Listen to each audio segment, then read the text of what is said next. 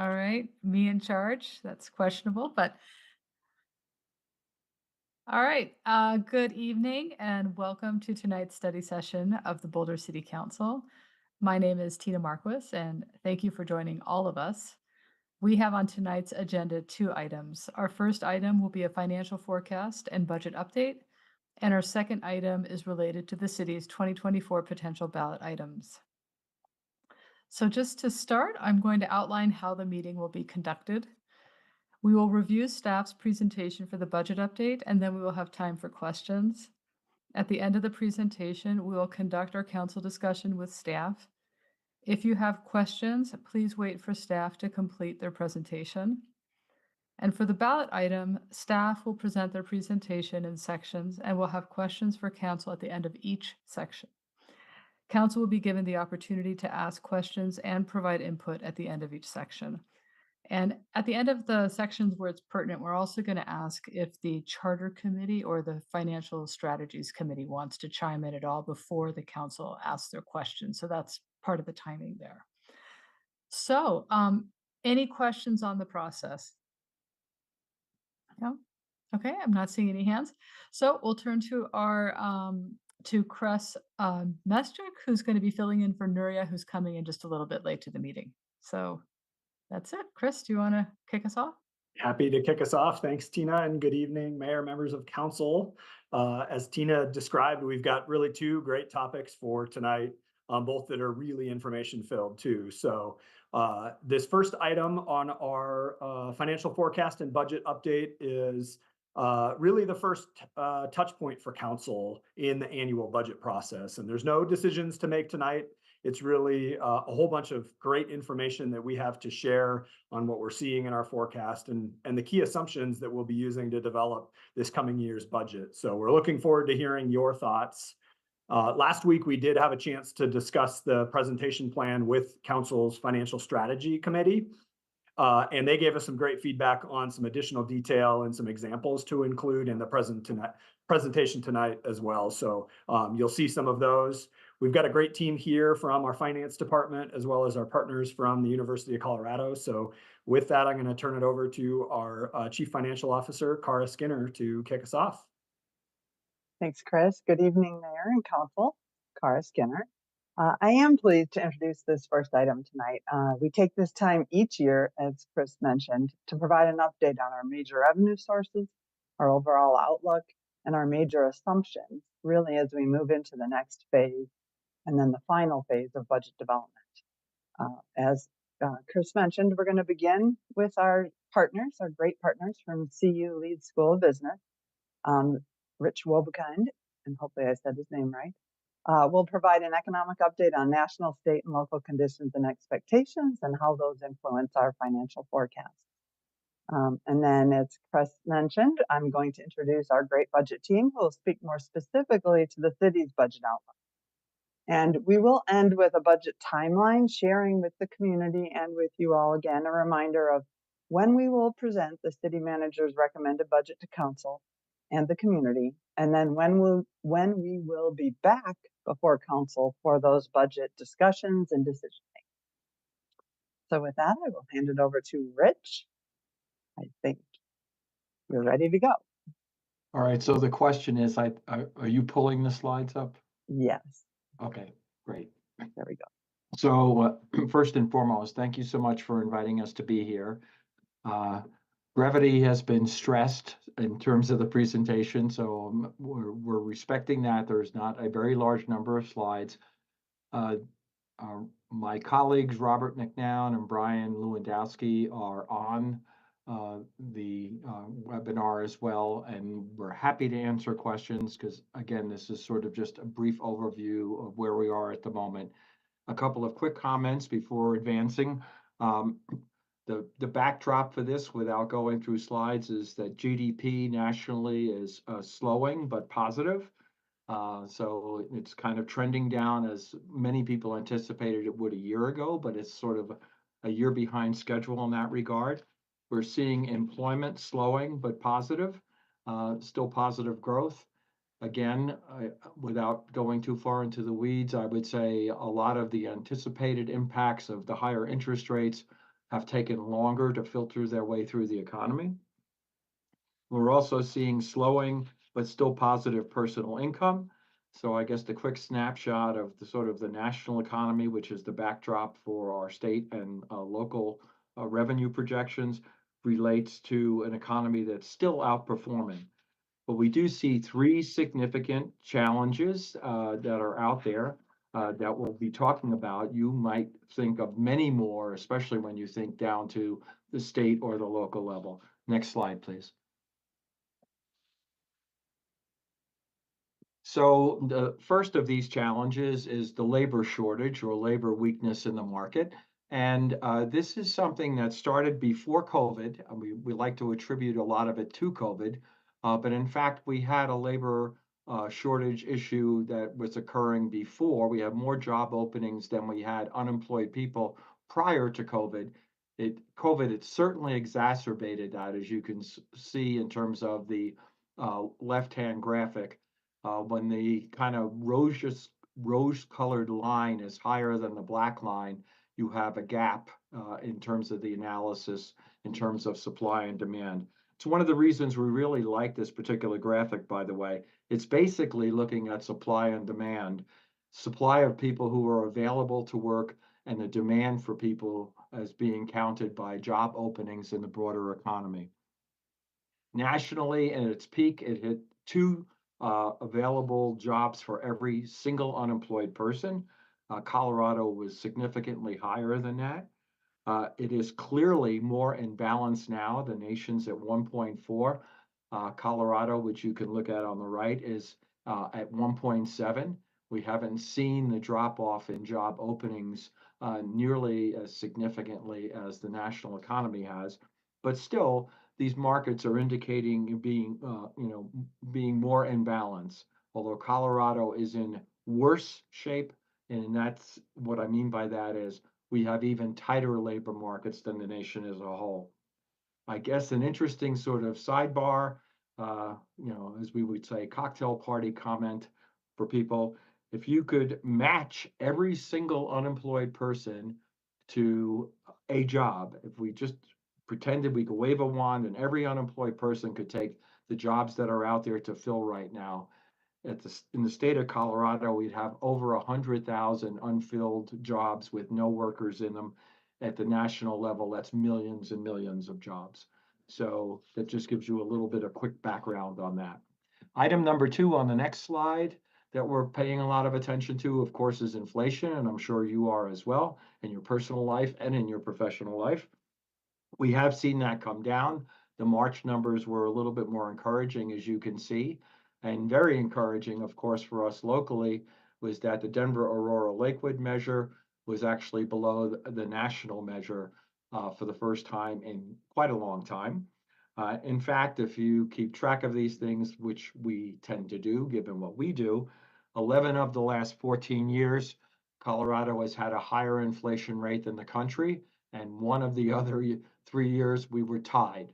So only 2 of the last 14 years have we actually had slower price appreciation in Colorado than the nation has. And again, as highlighted, we were lower in March. I think, and if you're looking for positive things or a way to sort of interpret this, it took us 16 months to go from where we were down in the 2% range or less, all the way up to 9%. That was from March of 21 to June of 22.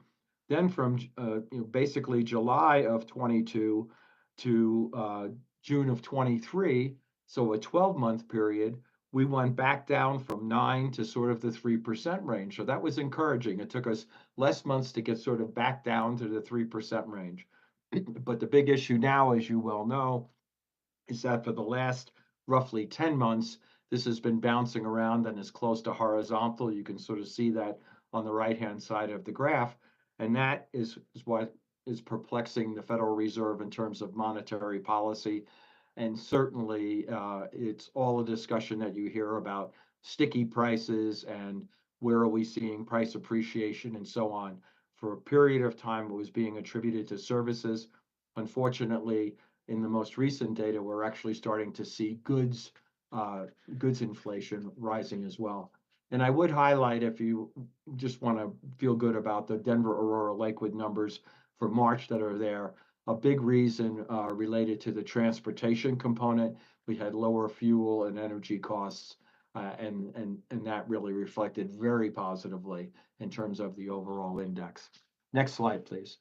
So the third of the three, the first one was labor shortages, the second one was inflation, and the third one, of course, is interest rates and impact of interest rates. And of course, this is affecting everyone in terms of credit card interest rates or mortgage interest rates, auto loan interest rates, whatever it might be. And so we had this, significant amount of rate movements. You see this sort of captured on the right-hand side of the graphic, sort of, 11 movements up to 5.5%. And we entered the year with some optimism, and I won't say we, meaning our research group, particularly because we were calling for cuts much later in the year than everybody else was. But we went in as sort of general overall view was, hey, we're going to have these 3 interest rate cuts and life is going to get a whole lot better sooner. And of course, that tune has changed fairly dramatically. We've seen with the persistent inflation or that the Federal Reserve has been, calling or moving these back at further and further, and especially in light of the labor market remaining strong. So now the March numbers in both in terms of employment, which were a little bit lower, to under 200,000, but also the inflation numbers, which tempered a little bit, are giving some people optimism that there will be a cut, latter part of the year, and maybe even 2 cuts latter part of the year. The Fed is required to address their dual mandate. Inflation is a big part of their process. So as long as the employment numbers and the unemployment rate stay at these very attractive levels, they are still able to continue to address the interest rate conundrum. If you move to the next slide, you'll see the relative rankings of Colorado in a large number of categories. This is provided to you as sort of contextual framework. You can, excuse me, you can see as of, we update these slides every month. You can see in the most recent data how Colorado's faring. For a number of years, we're a top 10 performing state in a large number of these categories. We've sort of fallen back to middle of the pack in a number of these categories, but there are some clear highlights. If you look at the second line down, the employment growth number, very strong. We're 9th in the country in terms of employment growth. If you go a little further down, you can see per capita personal income, 7th highest per capita personal income in the country, state-wise. And again, most of those other states are coastal states, which generally speaking have higher costs of living. You go a little bit further down, it's all initials, LRPR, but labor force participation rate. We have the 4th highest labor force participation rate in the country. So we have a very engaged workforce. Our job openings rate, second from the bottom, 6th in the country. So we still have lots of job openings in the state. And I highlight the 2 lines above that, which are the home price index. For many years, we're in the top 5 to 10 in terms of year-over-year home price appreciation. In the more recent quarter and year, we're down in the 40s, meaning we have slower price appreciation in terms of housing. We still have high housing prices. I'm not dismissing that. I'm just saying in a positive tone, at least their prices are rising at a slower rate than they are in other parts of the country. Next slide, please. So here's the overall picture if you'd like to sort of look at where we are in terms of the big picture, in terms of growth. This particular slide captures every metropolitan statistical area in the country. There are 290 of these in those black lines and in the red lines. And you can see the 7 Colorado metropolitan areas. This is the Colorado 7, for those of you who are a little older. And so this is the Colorado 7.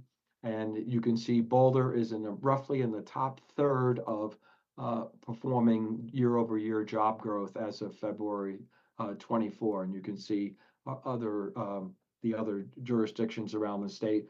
only Pueblo in negative growth at this time, but definitely slower growth in the Denver, Aurora, Lakewood MSA. Next slide, please. So moving on to the work that we do with your staff and for the city, this is a single slide on this material, so I'm going to make a couple of background comments just to make sure that everybody is on the same page or knows sort of the context of how this is done. So we do a number of these projects for municipalities, for RTD and others, and do forecast, if you will, sales and use revenue types of forecasts, if you will. Excuse me. The method in general is using a national macro forecast, which we subscribe to, and then creating statistical models for the state economy and for local revenue forecasts or revenue generations for the smaller jurisdictions. And we do that by providing a baseline forecast you see in blue. And with that baseline forecast comes the quote confidence interval that you see in the dotted line. So this is the confidence interval. This is the high end of the confidence interval. It's called high forecast and low forecast, but that's the band of confidence around the baseline forecast.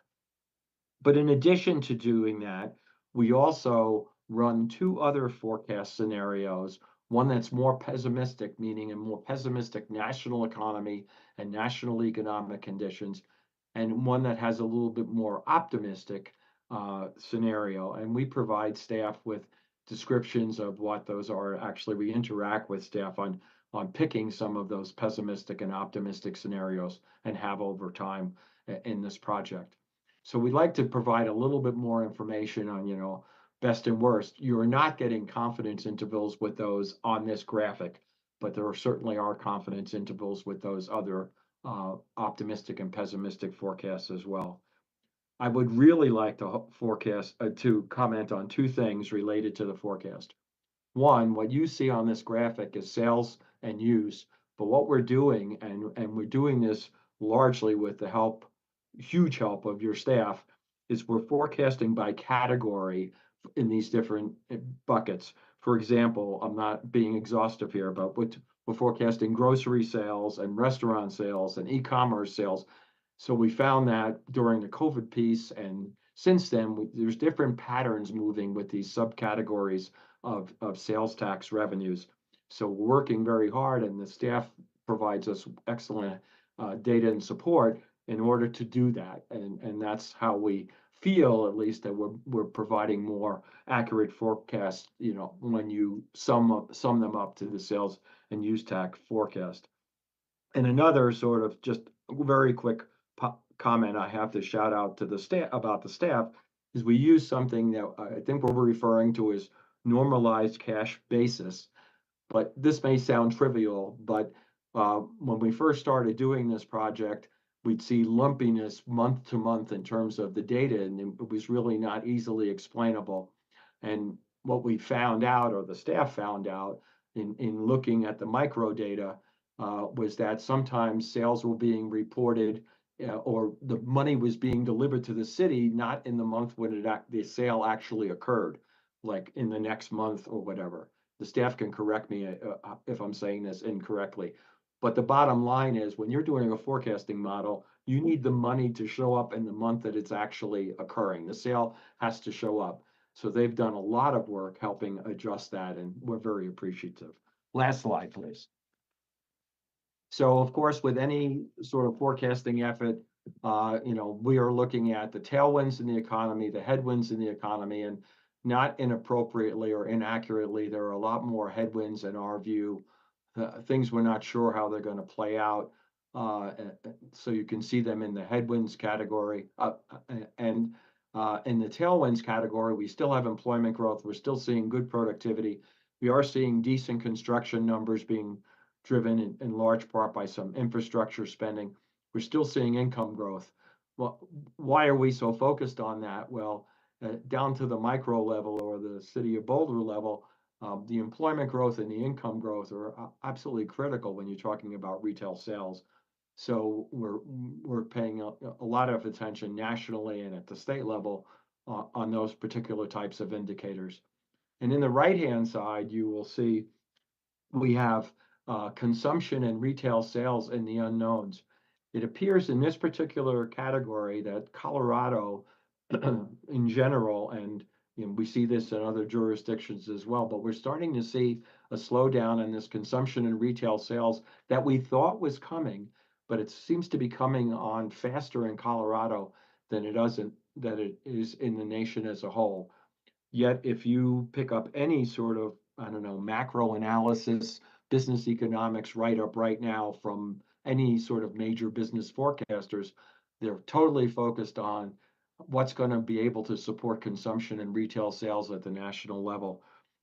In this high interest rate environment, with interest rates not backing off, with consumers' personal income not growing super rapidly, with inflation still being there even at a lower rate, how can we continue to have these kinds of growth rates in consumption and retail sales? So it's something we're paying a lot of attention to. And with that, I'm concluding. I may have gone a little over what I was intending to do, but thank you so much for your time. And if there are any questions, my colleagues are here to help me. Karen. Thank you, Rich. Appreciate it always. And Tina, if it's fine, I think it'd be good if we did questions for the CU team now and then can do the Yeah. city staff questions later. Okay, yeah, let's start with Mark, who has his hand up. Okay, thank you. Looking back over the last 3 or 4 years, how accurate have our forecasts been? What's the delta of increase or decrease over our projected sales and use tax, for instance, over what we actually achieved? Were we surprised, or did things shake out pretty much as projected? So I'm going to Brian or Robert to give you the specifics on that, I hope. Yeah, I know Brian has done this sort of analysis for several of our clients, other municipalities, including Boulder, and I suppose a quick summary statistic is that our forecast error has averaged about 1%. It's pretty well balanced between being a little too optimistic and too pessimistic. So I think in that sense, it's a record that you can put some confidence in. Yeah, 1% is impressive. Okay, that was really all I had. Thank you. Okay, Lauren?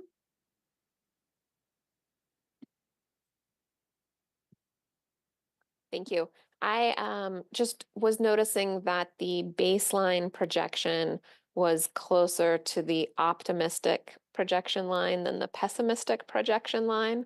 And I was wondering if you could maybe provide a little bit more, it's not just halfway in between. Why is that? Is that the national economy does better, that doesn't impact us that much, but if it does worse, there's more potential impact?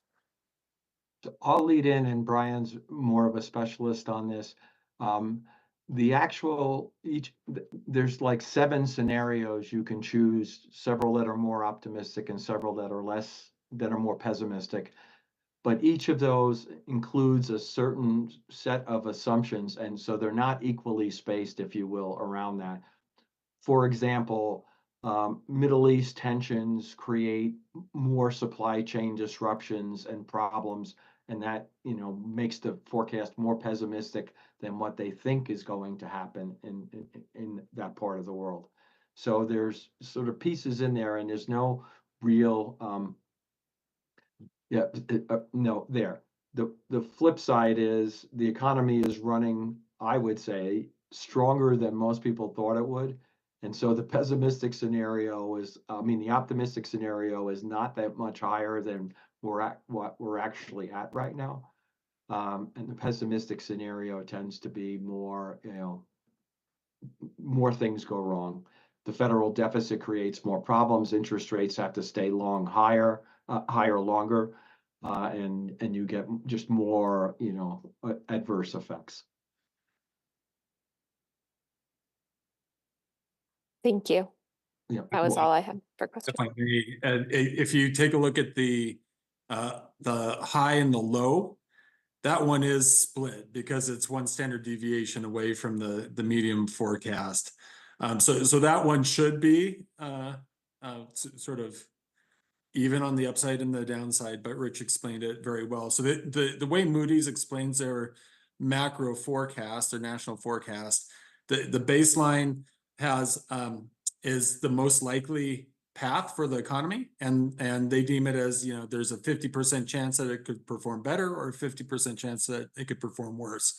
And then these alternative scenarios that Rich described, they do have these other sort of little shocks to the economy, and they are all different. But that downside one is clearly sort of a recession scenario where GDP actually goes negative in the short term. And so we find that these little shocks that they work into alternative scenarios tend to impact really the first 3 or 4 years of the US economy.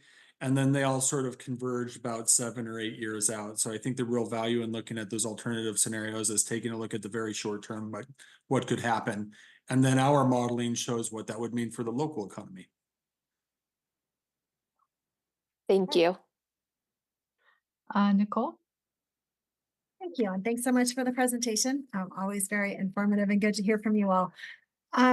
So we've kind of been doing better than expected at a national level here in Colorado for a while. Does that impact at all which direction we may go for the future, to lean us more pessimistic because things have kind of been going better and it's going to go down eventually? Or is it the sort of thing where it's been going well for a while and we can probably expect that to be a good predictor of where we're headed moving forward? So my first answer to that is no, it doesn't. Like, just because we were more up, you know, it's been better, it's going to be worse than, you know, might have anticipated. But you just did trigger the fact that I missed making one comment on the revenue slide, which shows that the revenues are slower further out in time. It's a 2% kind of range on that slide. If you go look at that slide, which I was supposed to comment on. Sorry, Brian. When I look at this, my concerns going further out are much more related to workforce availability and very much demographic change. The aging of the population, the number of people who are going to be requiring healthcare, housing assistance, all of those kinds of things, sort of the broader social stuff. I think that, you know, just weighs the economy down, and just in terms of performance. I don't mean it's in too negative a way, but that's what's driving sort of more the longer term forecast, not the fact that we overshot this year, so we're going to undershoot, you know, 2, 3, 4 years out. Thank you. And one sort of follow-up. If I had to ask you whether you wanted to go more toward the optimistic side or the pessimistic side for 2025, where would you go? Oh, you're asking the wrong person. Or You know, any of you. okay, you can ask my colleagues. I don't see the optimistic side right now, just because of the debt and the federal debt and the interest rate kinds of situations that are on. I just think there's a lot of the monetary system's being put under a lot of stress right now. And that, of course, is impacting the banking system. It's impacting you and I as citizens. So I wouldn't go to the pessimistic scenario, because I don't think we're going into recession, but I wouldn't be saying, oh, I think it's going to grow a whole lot faster. That's my reaction to that. The only thing I'd like to add to that is on the revenue front, Rich called this out, where Colorado retail activity appears to be slowing a little ahead of the nation. And he talked about inflation and how Colorado has tended to run higher than the nation for many years. If we take a look at the cost of living index, Colorado is higher than average nationally. We have somewhat of a unique property tax situation in Colorado that's adding costs for households. We also have some insurance sticker shock. And so I think there are some unique headwinds here. that causes me to look at things a little bit more pessimistically. So I'm a little bit conservative when I take a look at the short-term outlook. But we have the economy in general and revenue in general has outperformed expectations over the last couple of years. We've been pleasantly surprised on the upside at how the economy, employment, consumption, retail has performed. Thank you. Okay, and Ryan. Thank you, professors. I have a couple questions about your very rich headwinds and tailwinds slide. On the headwinds, climate and water are listed. Could you unpack those a little bit? What are you seeing there?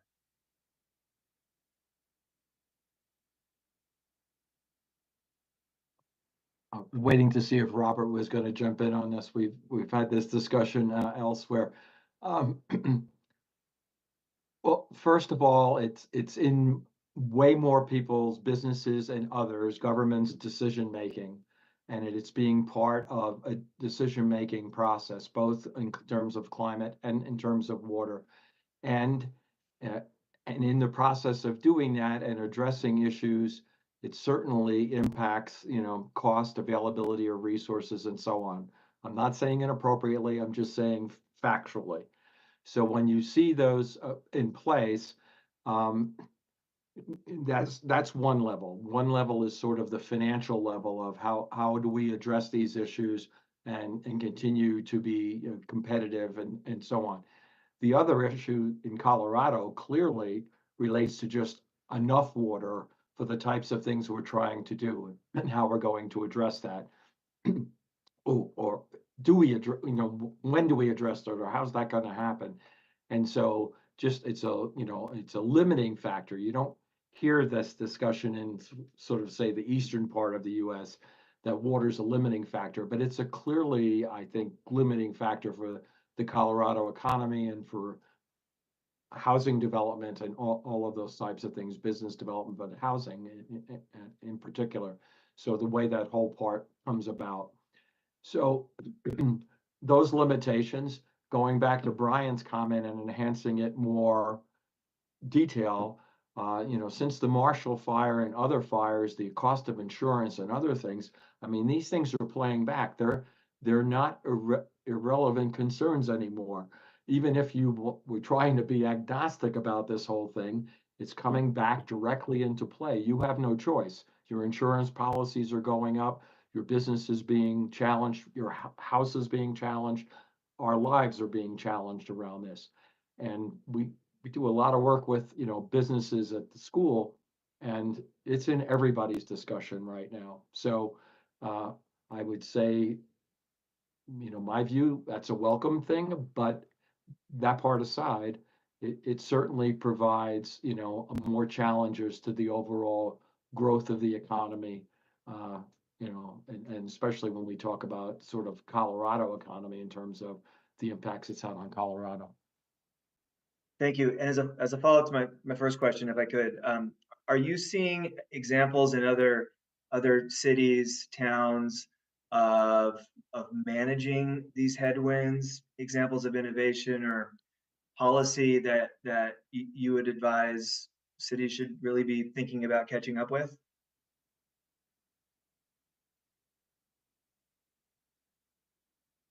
I can't say I'm seeing a lot. I mean, comparing, Boulder to sort of some of the other parts of the state is a difficult thing. But certainly the smart transportation efforts that are being done in the South Metro area seem at least to be pretty progressive in terms of how they're thinking about, managing that. But I think their challenges are frankly greater. They have a more car-based and car-based economy, if you will. So the challenges are much larger there, whether or not that's transferable or applicable. Um, so I can't really say that I think I've seen a lot in other places that's there yet. Okay, thanks. And my second question is on the unknowns the unknowns bubble. This is kind of a scary bubble. And I know the whole idea is this is you're listing some unknowns. So I guess these are, known to an extent. What is, just using your intuition or subjective thinking or whatever, what are you the most worried about, concerned about, that, you think, gosh, this is the kind of thing if I was on city council, I'd really be worried about. What sort of things just kind of come up as like intuitively, um, could be big problems.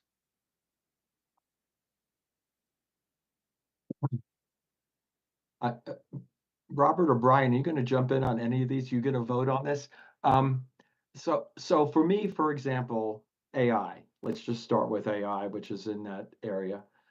It's uncertain to me because I think it has a lot of positive potential, and it could enhance a lot of things we do, and it certainly could enhance, I don't know, provision of healthcare. And you can think of a lot of things that could be game changers.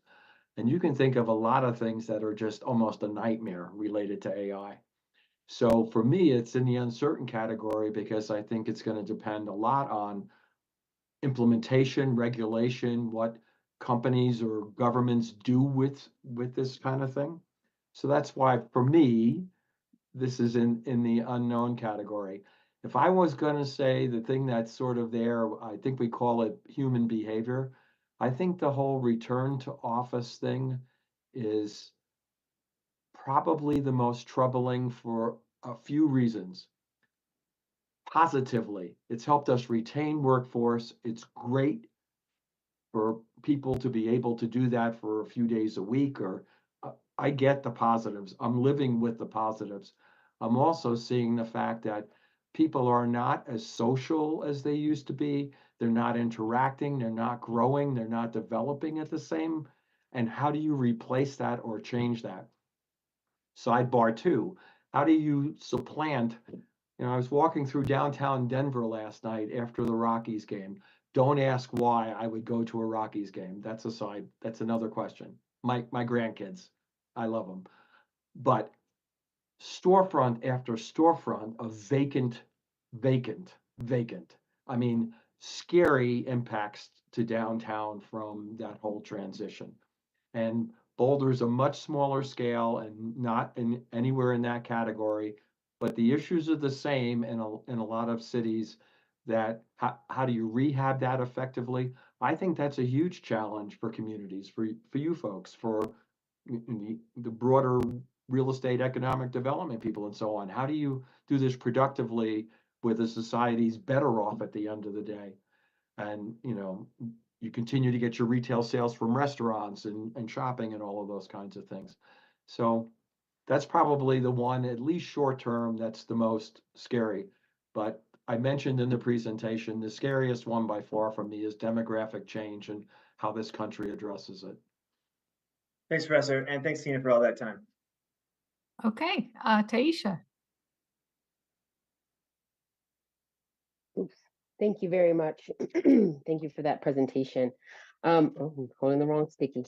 Okay. So thank you, Ryan, for bringing up the question about climate and water and energy. As my colleagues will recall, I included in the city council priorities a desire to actually do a study or an investigation on the intersection of water and energy, because of the issues around the increased prices. So we know that there's going to be an increase of 25% for water, because of just the things that we have coming down the pike, in conversations that we've had previously. And to your point about generative artificial intelligence, I actually am writing a blog on that and working with a ton of people on continuing to explore, again, the benefits, which there are many and can be significant, but is significant water and energy that is used for that. And so actually one of the questions that I had was around just some of those projections and forecasts, and if there were any kind of scenario forecasting on different types of, drought points or something, and then similarly around wildfire. I noticed the breakdowns by some of the breakdowns of of employment and things like that. And I was just kind of curious, like, what does that look like from a quarterly perspective, like when the wildfires were happening, right? Like, I'm just kind of curious, how do we learn from some of the more recent things that have happened and some of the disruptions? More recently, there was the wind event with Excel, that, our Boulder Chamber, downtown partners, and many others came with quantitative losses around that. And so again, if I was curious if those kind of forecastings were happening. So primarily have questions around just forecasting scenarios, whether or not we can do some maybe case studies from some acute disruptions that have had significant impacts to our financial health, and then just being able to get more information about climate and water. Thank you. Let me try to respond to that. It's really difficult, challenging questions that you've raised, and the biggest challenge, of course, is that these events, these shocks, are unpredictable, and we can look back and say, well, we can measure the impact of some of these shocks historically, but to anticipate something happening again, it's that's really beyond the scope of our statistical methodology. So I don't think I can give a very satisfying answer. I'm sorry about that, but and certainly we've been living through one shock after another, from the pandemic, the recovery of the pandemic, which is its own anomaly, one set of anomalies, Mhm. and then some of these specific environmental crises. I, Mhm. uh, Okay, well, thank you so much. I do know that there is evidence and studies around just some of the, for example, the days between $1 billion disasters, increasing or reducing significantly, and some of those impacts to be able to do some of that. So again, I completely understand the scope of what was being requested, but I think, as the council just updated those priorities, and climate resilience was one of them, I am eager for more fiscal impacts and information from a climate and specifically water and energy perspective. Thank you. Looks like my colleague Brian wants to jump in with, I hope, on the answer side here. The only thing I wanted to add to that response that Robert shared is the Moody's macro model that we use does incorporate climate change, but they're really global scenarios, and in the long Yeah. run, it cuts I think about 5% from GDP Right. I'm over just the long haul. So it doesn't, it's not okay. specific to a shock to Boulder's I economy. guess I guess what I'm asking, Brian, and Yeah, sorry to cut you off, but like, we have a Colorado water plan. yeah, So, I mean, I appreciate these national things, but we right. actually have significant amount of data, and a natural resources department and a water. And so I'm just, I'm wondering how we can potentially have more intergovernmental cooperation and collaboration to better assess and inform these forecasts. So Yeah, again, I it's, appreciate and totally understand the limitations. I yeah, work in environment and climate, and so I yep, can acutely empathize with what you yeah. were going on Mm, and experiencing. But again, I want to honor that there is significant extant data that we could be using in addition to the rigorous work that you've all provided today. Thank you. it's-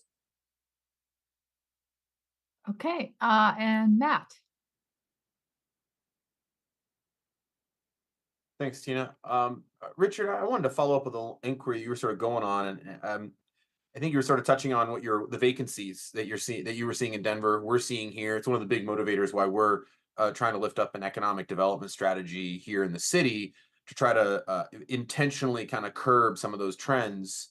And I'm wondering, on a more detailed level, how do you see the roughly $1 trillion nationally of commercial real estate, basically those loans coming due at the end of this year? And I'm wondering, do you see that as opportunity to reset the market, or do you see troubled waters before that reset occurs? Because I'm trying to get a sense of how futile might our efforts be on that front until that process or those changes shake through the system. Brian may be able to jump in on this. I'm yeah, we speak to a lot of realtors and a lot of, nationally and in Colorado, as just we try to get a lot of on the ground kind of information. People keep assuring me that this market's going to reset, that there's plenty of capital out there, that we're not going to see, catastrophic. But then I say, well, what's going to happen to the space? What's going into these spaces? I mean, what are we doing with it? And they don't have quick answers for that, which is true. I mean, we know some of them you could put housing in, but most of them you can't really put housing in. I mean, we know this from, right? You know this. So, so it's, so that part, doesn't give me 100% confidence that they say the market's going to reset and everything's going to go back in. Yeah. In a different scenario, you would say you're going to grow more businesses, and even, 3 businesses are going to fit in a space that 1 business was in before. But the amount of shrinkage that we're seeing, that you see in some of these businesses, they had 5 floors of a building, they have 1. I mean, we're seeing really collapsing office space demands and needs. And if it's not, this sounds like a soapbox, I apologize. If it's not driven by better employee interaction, productivity, growth, I don't know what's going to drive that. I mean, if you're just going to say, well, people can do just as well sitting in their home, then why are you going to pay for an office space, right? So we just had our board meeting for Leeds a couple of weeks ago, and there were a number of national firms there that said, we've got people back in 4 days a week. We've got people back in even 5 days a week, because we just didn't see the growth and development of our young workforce. And we think that's a long-term disaster. So they were, pushing in that direction. But I don't know that that's going to be the norm. And I'm sure you hear plenty of people saying we're not ever going back to an office, or, so. Brian, did you want to comment?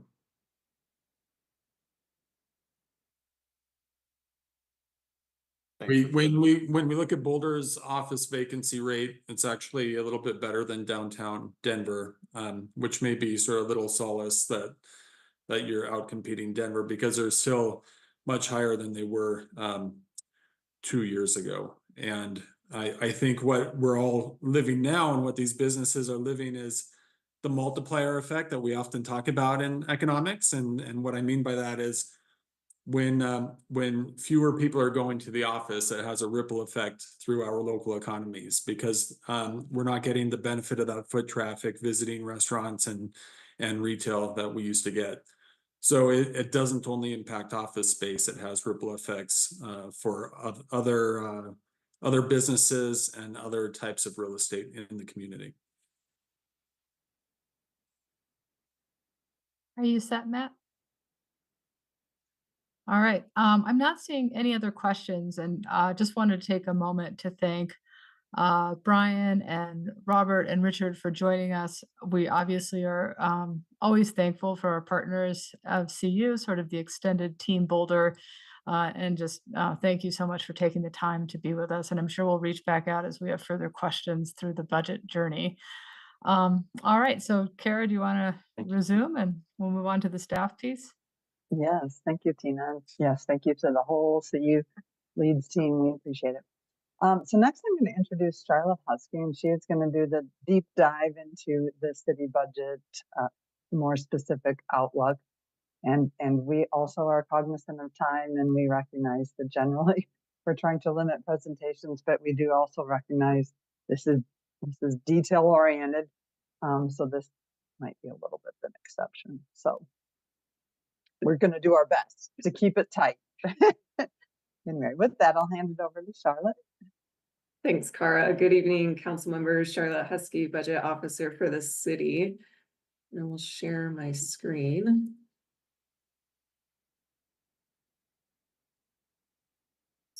Making sure everybody can see that okay. So good evening, everybody. Charlotte Husky again, budget officer for the city. I'm joined by our team members here, principal budget analyst Raphael Tingley and Scott Carpenter, who will help walk through some of the slides that we have today for our financial forecast and budget update for the 2025 budget. So we will be walking through, as Cara mentioned, economic conditions, our major revenue sources and current projections, our 2025 budget direction and development process, and then summarizing and ending the presentation with a summary of our key budget assumptions. We'll first start the first part of the presentation focused on economic conditions, a summary of our major revenue sources and current projections. So CU Boulder just did a great job summarizing our national and local economic trends. We've been working with them since the pandemic period to provide data to us related to national and local economic conditions. When we look at our 2023 revenues, for the sales and use tax that our forecast aligns with the information submitted by CU Boulder, we saw evidence of economic slowdown, and this was in line with our forecast from 2023. We anticipate these slowing growth patterns continuing through 2024. A lot of this was mentioned with CU's presentation, but some of the factors that implicate that include local retail activity slowing, our aging population trends across the state and locally, remote work practices, the high commercial vacancy rates that we're seeing, about 15 to 30% across Boulder and in the downtown area. And of course, housing affordability has an implication on this. And so while conditions suggest general caution, our forecasts still continue to point to economic resiliency. And with that, I will toss it off to our principal budget analyst, Raphael Tingley, to provide an overview of our major revenue source, sales and use tax. Thank you, Charlotte. Good evening, Council. Raphael Tingley, Principal Budget Analyst. I'll be walking through a few slides on our sales and use tax forecasts. Sales and use taxes are the city's primary source of revenue. They make up about 40% of the city's total revenues. And if you exclude utilities revenues, they comprise about 50% of the city's revenue sources and are, of course, one of the main sources of revenue for the general fund, along with property tax revenue. The city levies and collects its own sales taxes separate from the state. And so when a community member completes a transaction with sales tax applied within the city limits, about 43 cents of every dollar paid in sales tax is remitted to the city of Boulder, with the remainder being remitted to the state, the county, and other special taxing entities. Of that portion that goes to the city, it is currently distributed among 5 funds at the city. As that pie graph in the slide shows, about half goes to the city's general fund, about a fifth goes to the open space fund, a fifth goes to the transportation fund, and a smaller portion goes towards the 0.25 sales tax fund, which funds some parks and recreation programming. And lastly, a portion goes to the Community Culture Resilience and Safety Tax Fund, or CCRS, which was recently extended by voters a few years ago and is funding high priority capital projects throughout the city. Next year, with the establishment of the dedicated arts, culture, and heritage tax, a portion of sales and use tax revenue going towards the general fund currently will be dedicated to this new fund, which was previously unrestricted for general government purposes. And just to point out what that would look like on that pie graph on the lower right there, that 20 cents portion of the pie graph going to the general fund will decrease slightly in 2025, and there'll be a new slice of that pie represented with the new Arts, Culture, and Heritage Tax Fund.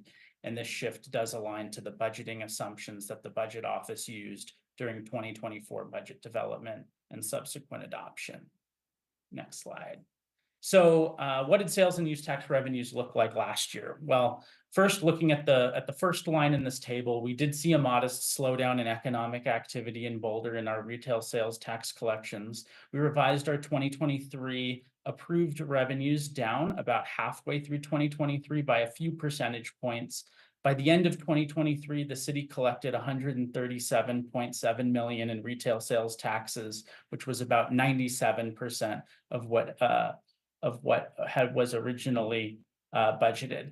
That included a year-over-year decline in December revenues between 2022 and 2023, which is typically the most significant revenue generating month for the city, and maybe signaling a recent flattening here in the retail sector. However, the city was able to make up for that shortfall through very strong construction use revenue, which is something the city has budgeted historically very conservatively on, because it is a very volatile source of revenue that depends heavily on the development environment in the city, which continued to be very strong throughout 2023. The city also received about $3 million in audit revenue in 2023, which is also exceeded budgeted assumptions in that category. And so in that total line in the bottom, you can see that across the board, the city received $175.9 million in sales and use tax revenues against $173.3 million approved revenue budget, which is about 101.5% of budget. However, without those increased construction use tax revenues and audit revenues, which are two very highly volatile sources, the city would have fallen short in its sales and use tax collections as opposed to budget. So one other source of sales and use tax revenue worth mentioning, the recreational marijuana sales tax. That's a 3.5% sales tax on recreational marijuana that goes towards the general fund. That we've seen continues to have a substantial decrease over the past few years, primarily stemming from a decrease in demand as well as an oversupply in the market. And we do anticipate this downward trend to continue in 2024. And so when we look at our out-year projections that we're leveraging for our budget development, we are seeing a flattening in our projected sales and use tax revenues over the next 6 years from 2025 through 2030, which this chart shows. We do show the new Arts, Culture, and Heritage Fund at the bottom in orange there, starting in 2025, and mostly flat over the 6-year window, just about 2% growth in the out years. We have at the top there, general fund sales and use tax revenues in blue, transportation and open space in light blue and green, kind of overlapping there, CCRS in gray, and 0.25 sales tax for parks and recreation in yellow there. You will see in 2030 a shift at the end there. That's because in 2030, a portion of sales and use tax revenues currently going towards the transportation fund will shift over to the general fund. That was part of voter action in 2013 when that portion of the sales tax was extended at that point. I will now hand it over to my colleague, Scott Carpenter, who will speak about property tax projections. Thank you, Raphael. Good evening, council members. I'm going to start with a summary of our property tax revenues, talk about our 2024 projection, and then some of the uncertainty surrounding the future year property tax revenues.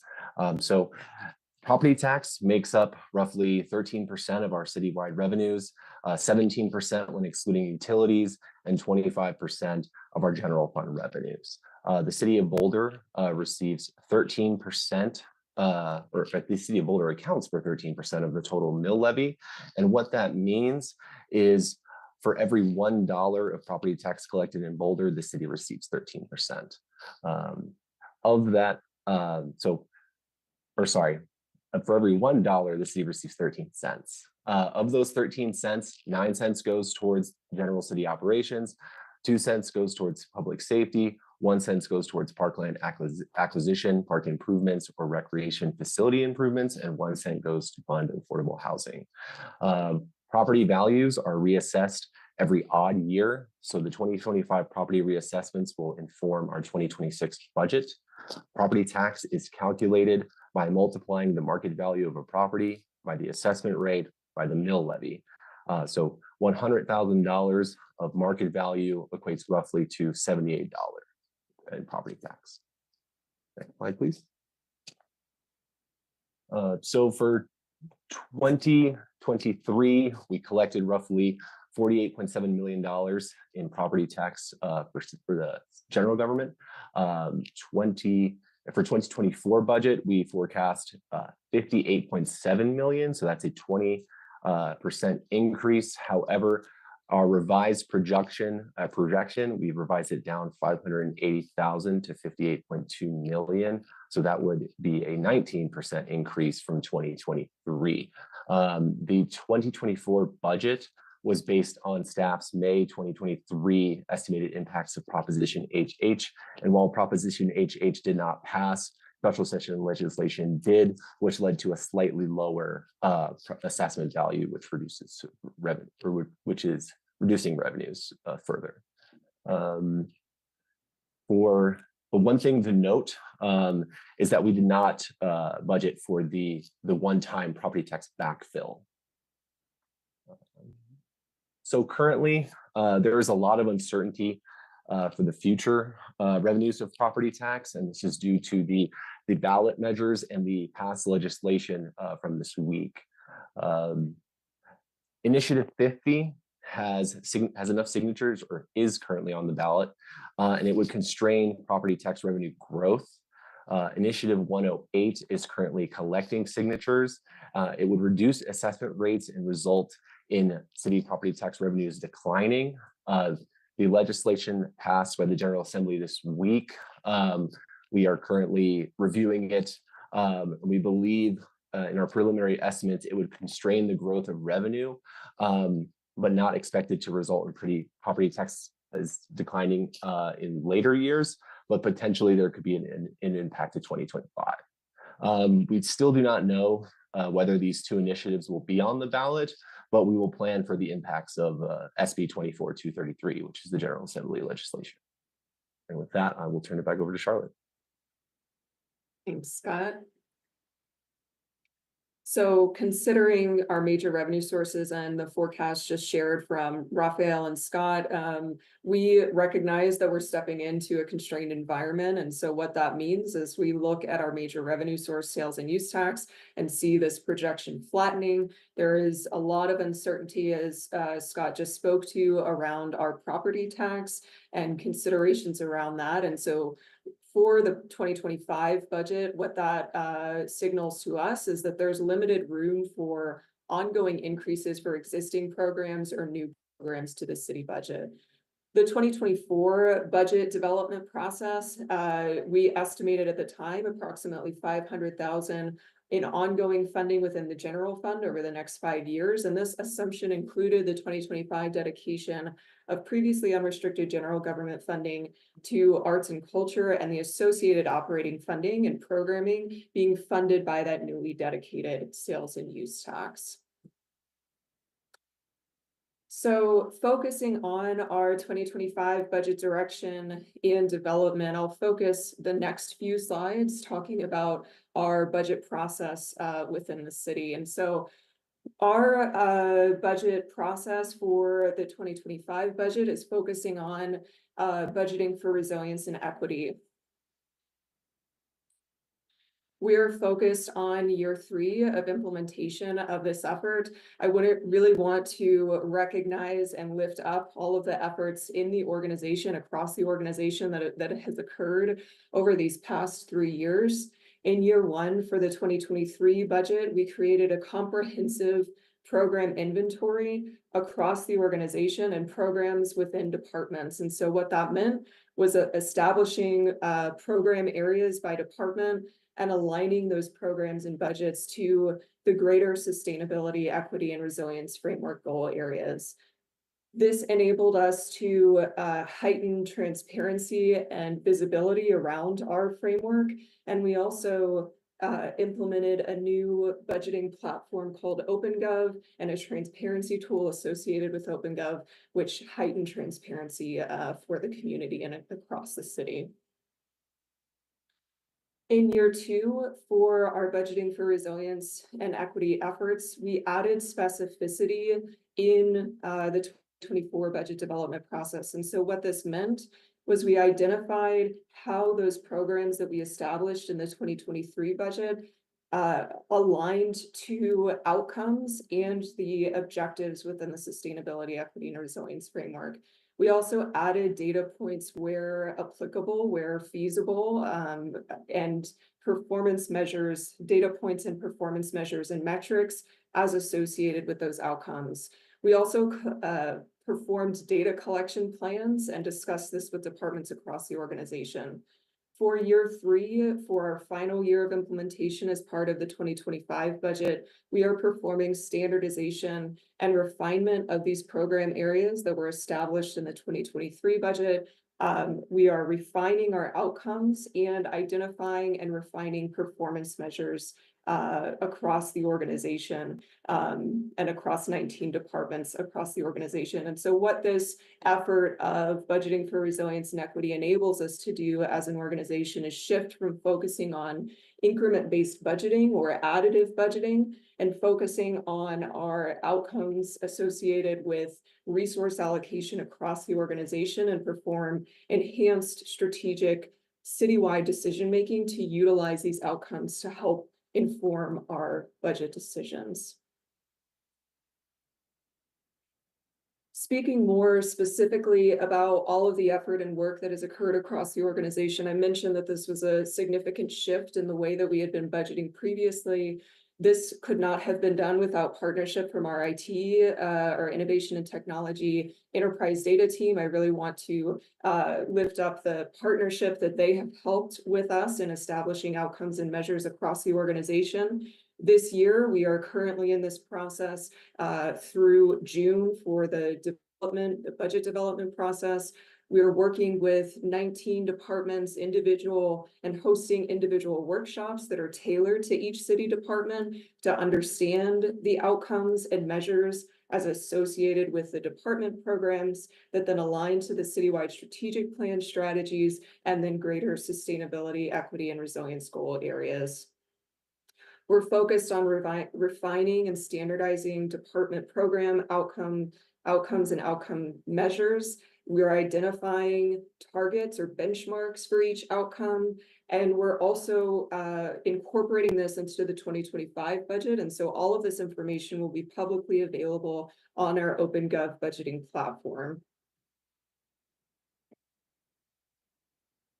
Just to provide an example of a program outcome. So what do we look at and what are we focused on when we are, what does budgeting for resilience mean? And how does our program outcomes look like across the organization?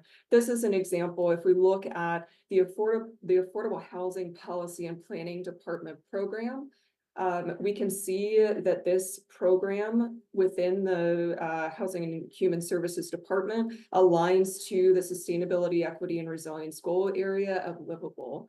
Underneath the department program, there's an established outcome of greater availability of affordable homes in Boulder. That is the goal that we are looking to achieve within this particular department program. The measure that is established and linked to that outcome is the percentage of all housing units in Boulder that are permanently affordable. And then the target benchmark or goal associated with this outcome measure is 15% by 2035.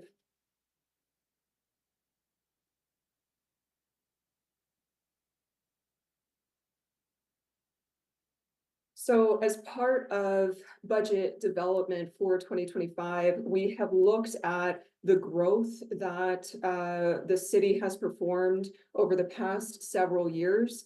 This chart in particular speaks to our planned spending between 2019 and 2024. We can see this dip in 2021, and that was reflective of the pandemic period cuts that the organization made and the building back up after 2021. And you can see this increased growth rate both in the citywide budget, which is the top line here, the citywide operating budget, which is this yellow line, the general fund total budget, and the general fund ongoing budget. And so what we recognize when we look at these increase in investments, this includes our additional FTEs, additional standard position and enhancements of new positions across the organization since 2021. We've invested in new programming in wildfire resilience, in homelessness solutions, and behavioral health programming over the past several years. And so when we look at this growth and the amount of enhancements that we have performed across the organization, what we recognize with the flattening of our sales and use tax revenue and the uncertainty of our major revenue source of property tax is that this same growth level can't be sustained for 2025. And so what we're really focused on in our 2025 budget direction is focusing on realignments. What realignments means is looking at our existing dollars within our budget to transition and realign our existing dollars from one location to another to help fund top priorities that support our program outcomes. We are focused on that for this year, and we are utilizing the citywide strategic plan alignment to help inform decision-making as well. And so the citywide strategic plan that was unveiled a few months ago helps to inform resource allocation over the next 3 years. There are some strategies within the citywide strategic plan that we recognize that are funded. There are some that are underfunded, and there are some that are unfunded. And so during the 2025 budget development process, we will be able to help lift those up and identify those and utilize that as additional budget decision making.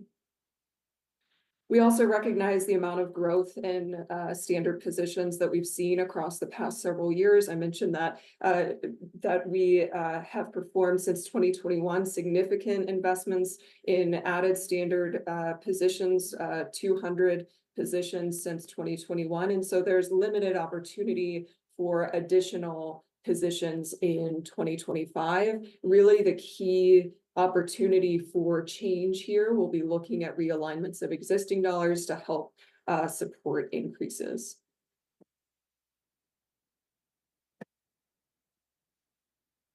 Another core piece of our budget development process is community engagement. We have built upon community engagement over the past year, and 2024 is really our first year that the city engaged the community connectors and residents and asked and received their input as part of the 2024 budget development process. We are continuing to build upon our partnership with community connectors and residents and performing budget engagement and receiving input from community connectors again this year. Some examples of that include budget sessions for new City of Boulder programs to help understand funding priorities of these programs, such as arts and culture and wildfire resilience from community connectors.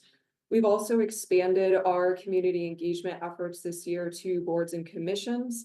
We are attending boards and commission meetings, and really the goal here is to enhance awareness and alignment of our current boards and commission processes to the annual budget cycle.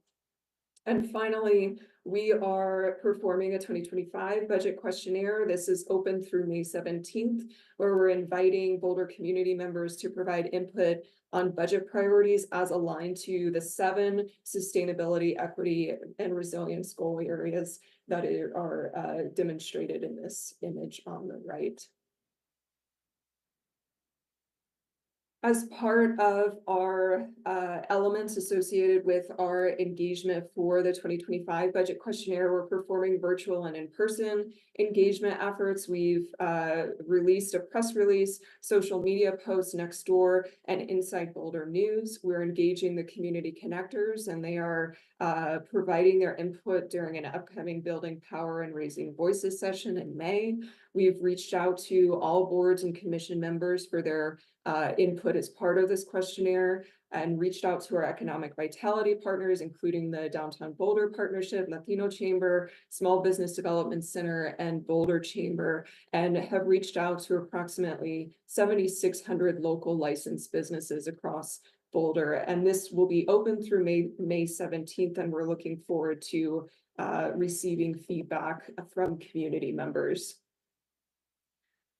Looking at our 6-year development of the capital improvement program, one of the things that we are focused on for the 2025 development and within the 6-year CIP from 2025 to 2030 is focusing on sustainable capital maintenance funding.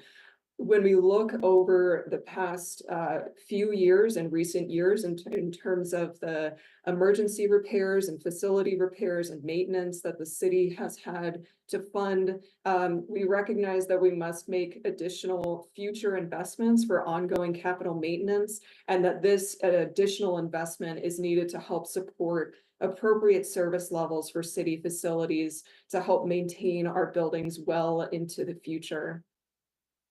Our 6-year CIP will also continue to be focused on the goals as aligned to the Greater SARE framework, the Boulder Valley Comprehensive Plan, and subcommunity and area plans. as a reminder of our investments and planned investments in the 2024 to 2029 CIP, we performed significant investments in citywide infrastructure. That total is $904 million across the 6-year CIP for planned spending. That includes water maintenance and rehabilitation infrastructure projects such as the Barker Water System, renovations at the East Boulder Community Center, developments of the Civic Area Phase 2, and replacements of fire stations 2 and 4. And I will hand it over back to Scott to review living wage and minimum wage assumptions. Thank you, Charlotte. So in 2024, the city increased the living wage for standard positions to $22.44 an hour. This led to an increase in approximately $441,000 in personnel expense across multiple funds for 105 employees. And we're going to be monitoring the ongoing implications of potential wage compression around that. And wage compression is when the difference in pay between employees at a company or organization decreases regardless of ability, experience, position. And before I get into minimum wage, I just want to recognize that there is a regional study that's currently ongoing, and that council will ultimately make the decision in the fall. So we're tracking this project as it relates to our employees and planning for different scenarios of implementation. We'll be continuing to monitor it over the next few months. In these projections, we just wanted to acknowledge that there could be a potential fiscal impact of the implementation. This top line scenario is if we just had direct rate increases, and that rate would start at $16.57 in 2025, increasing to $25 an hour in 2030. This is following Boulder County's implementation plan for their minimum wage. And then the bottom line scenario is the minimum wage increase from the increase in rates, but it's also if we chose to address and alleviate some of the potential wage compression. We conducted this analysis in partnership with HR, Parks and Rec, and OSNP, and so we had to use a lot of varying assumptions and recognize that our council partners or our regional partners and council might make some different assumptions in the actual implementation. And I'll turn it back over to Charlotte. Thanks, Scott. So in addition to thinking and considering the living wage impacts as well as the minimum wage considerations, we want to recognize that we have additional funding needs across the organization. We have some examples listed here of unfunded or underfunded needs. That includes, as mentioned when speaking about our capital improvement program, facilities capital maintenance and facilities emergency repairs, the build out of our advanced life support and EMS implementation for the fire rescue department, our safe and managed spaces pilot program that currently remains underfunded in that it doesn't have ongoing about 820 of ongoing support that is needed to continue that program. That's been funded with, that portion of the program has been funded with one-time dollars. We recognize that ARPA funding is sunsetting in 2026, and there are specific programs and supplemental human services dollars associated with them. Some examples here listed are the Guaranteed Income Pilot Program and the Building Home Program, transportation capital maintenance needs to support the core arterial network, the High Utilizers Program identified as a council priority. It ranges between 2 and 5 million for our early estimates, while we are continuing to work in partnership with Boulder County and mental health partners to build out this program. We've also submitted 3 million in earmark requests. We recognize that this is still an unfunded priority. And then finally listed here are the core operations to address current service level demands. Examples of this include park maintenance, fleet replacement, and IT systems and infrastructure. So when we look at our flexibility across funds for the 2025 development process. We are looking to continue to build upon our efforts performed last year in looking at a dedicated funding analysis, where we identified that approximately 68% of all city funding is dedicated or restricted for a specific purpose. What this means is that this reduces the flexibility for us to be able to address the needs of the moment, community needs and council priorities. And so we're looking to continue to build upon our dedicated funding analysis that was performed in 2023 to compare current limitations to current practices, perform analysis on fund financials that are impacted by dedicated revenues, and determine short-term and long-term financial strategies. And all of this information will help to inform the city's long-term financial strategy. That's a recent council priority, identified as a council priority for the next 2 years, to explore and address city revenues and future spending to help meet citywide and community goals. And so just to provide a summary of our key budget assumptions, and this informs our approach to the 2025 development, I'll walk through each of these 7 that we have. We recognize that there's slowing growth and funding constraints that significantly limit budget flexibility for new ongoing costs. There is a lot of uncertainty, as mentioned, around potential legislation of future property tax revenues and revenue growth, a major revenue source for the city.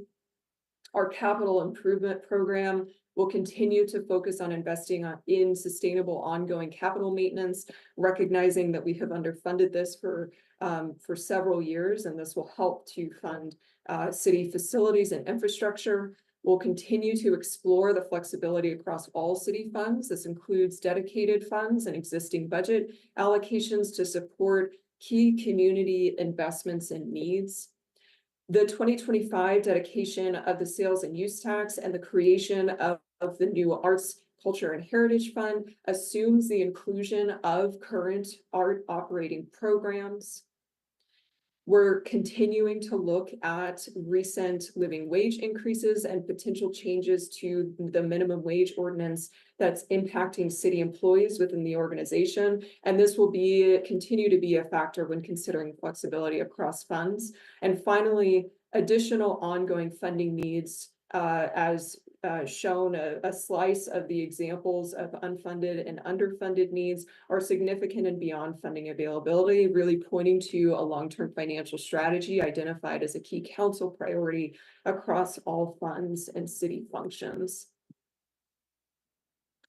And so finally, in terms of our budget development process and the calendar of our 2025 budget, we performed budget kickoff early March. And are performing currently budget development through late June. We'll be performing decision-making in mid-year between July and August, and submitting the decisions to and the recommended budget, the 2025 recommended budget to council on August 30th. We'll perform a council study session for the 2025 budget on September 12th. And then have our budget readings and adoption on October 3rd and 17th. And at the study session, we will outline a process for requested changes from council at that September 12th session. And so with that, I will can leave this slide up or take it down. I can put it in the Yeah, let's leave it up for just a minute so I have something to read. And so just so council members, and we don't have a whole lot of time. We allotted 90 minutes for this section. We have about 7 minutes left, but I don't think we need to restrict ourselves exactly to that. But just recognizing that this isn't our first conversation about the budget, and we're focusing on the assumptions that have been presented to us, and any feedback or questions on the development process or key budget assumptions. So let's start with the first. And would everyone should we combine the 2 bullets for this purpose? Is everyone okay with that? Since we did a lot of questions about the economic outlook with our friends from CU. Any nodding of heads? Couple, okay. All right, so we'll start with Matt and then go to Mark. Thanks, Tina. And Charlotte, thanks for presenting this. It's good to sort of get this laid out in this way. My question is just, I think, how are we living so outside our means? I think that's really the question I have, because I see where we're going. Our budget, our revenues are flat, and yet I see us way overextended. And so I'm trying to understand, what are we trimming, what are we cutting in order to do this, and how does that process come in? Because when I look at the memo, I look at all these needs, but I'm not understanding, where are we trimming? Because we ask everybody assumes in our community, we all have to live within our means, and I have a feeling that we're living way outside our means, and we've just over committed ourselves financially. And I'm just trying to understand, how did we get to that place without that check-in of, okay, stop, we don't have anymore. So I'm just trying to understand that from a basic sense, because this is a lot of zeros of unfunded, underfunded things, and I'm just wondering, how did we get here so quickly? Yeah. Happy to answer that. Appreciate the question. One of the pieces that I pointed to on the earlier slide is really the buildup of the city's budget after the pandemic period. So we really ramped back up. We made significant funding decisions associated with investments in wildfire resilience and behavioral health response programs, and safe and managed spaces programs, and those additional investments made over the past several years attributed to that growth. We also grew by 200 FTEs since 2021. And so that is a significant increase in ongoing costs associated with the city. We've had other significant increases in costs since 2021 in particular. I see Nuria's hand. I'm sure she wants to chat. I have a follow-up question, but go ahead, Nuria. Yeah, I appreciate the question, right? I don't think it's one thing, and I just want to thank the team for letting me be both mom and staff as I slide back again. And I'm sure that they did a great job at presenting. But I'll say this, right? I don't think it's one thing, and I appreciate the question, Matt. Right, like as budgets build over time, and really as the appetite for and the demand for services build, I think it is a variety of things that get us to this point. I think historically, what we have seen is, in addition to some of the things that Charlotte shows, right? And we have had these conversations, certainly in the 3 years tomorrow that I have been in the city, we have seen a lot of unfunded, basic foundational things that we need to pay attention to, right? A lot of maintenance issues that we have not taken care of, and now we have to take care of, right? We're going to see that in the rec centers. We saw that in other areas as we move forward. We've seen that in our buildings that we have not maintained as well as we need to, and now we're paying the price of that as we're moving forward. We continue to see that we have stretched ourselves a bit too thin as we have had demands for services and needed to really put personnel to that. And as we came out of the pandemic and continue to add services, we have needed to bring people on to meet the demands of the services we have. What you're seeing now, and in fact, that is why we keep saying that we are constrained, is that we cannot continue in that trajectory. It is why I really have come to appreciate not just staff, but frankly, council, your support as we think about the long-term financial strategy, because it is not sustainable. And I just appreciate the support you have given us to really think about hard these decisions that we need to do. We cannot continue in this manner, and we need to put some stops and some hard conversations on what we have to stop doing in order to really think about what we need to do moving forward. And those are the hard conversations we have going into it. In the times in which we had all the sales revenue and we were in the greatest times, we don't have those conversations. We are in leaner times right now, and we are feeling it. And we are in leaner times when we are actually being really candid about all those unfunded things and all those unsexy things like maintenance and what it takes to actually do total cost of ownership of software systems and HR systems that have to keep going. And so it is that place that brings us to this reality where thankfully we are not laying people off, where we are not cutting services at the moment, where we are stable, but we have a limited ability to add enhancements and to add more without taking a hard look at what we stop doing to then add or change course. I appreciate that, Nuri. I'll just say that there's some sobriety in this. Um, and I think from a cadence and just process, I know we have our systems in the way they are. This sober conversation would have, not that we should have done, not that we could have done it differently, let's say, would have dramatically informed council priorities, I think. And so the fact that we've laid out council priorities and some of which have these new things we want to do, shiny objects, and now we're having this sober conversation about what we really may not have the capability to do, I would swap that order and figure out a way in which we can get that detail earlier to inform maybe in more detail. I knew where we were, but I don't think I knew some of the details that this presentation is laid out in that great specificity. So not that I don't know if we have to change it, but I just feel that that could have been a maybe more detailed conversation to have to help inform our council retreat priorities and some of that going in. I appreciate that and I take it, although I believe that we were saying this last year. I believe that as we are moving forward, we have been sharing this for a while.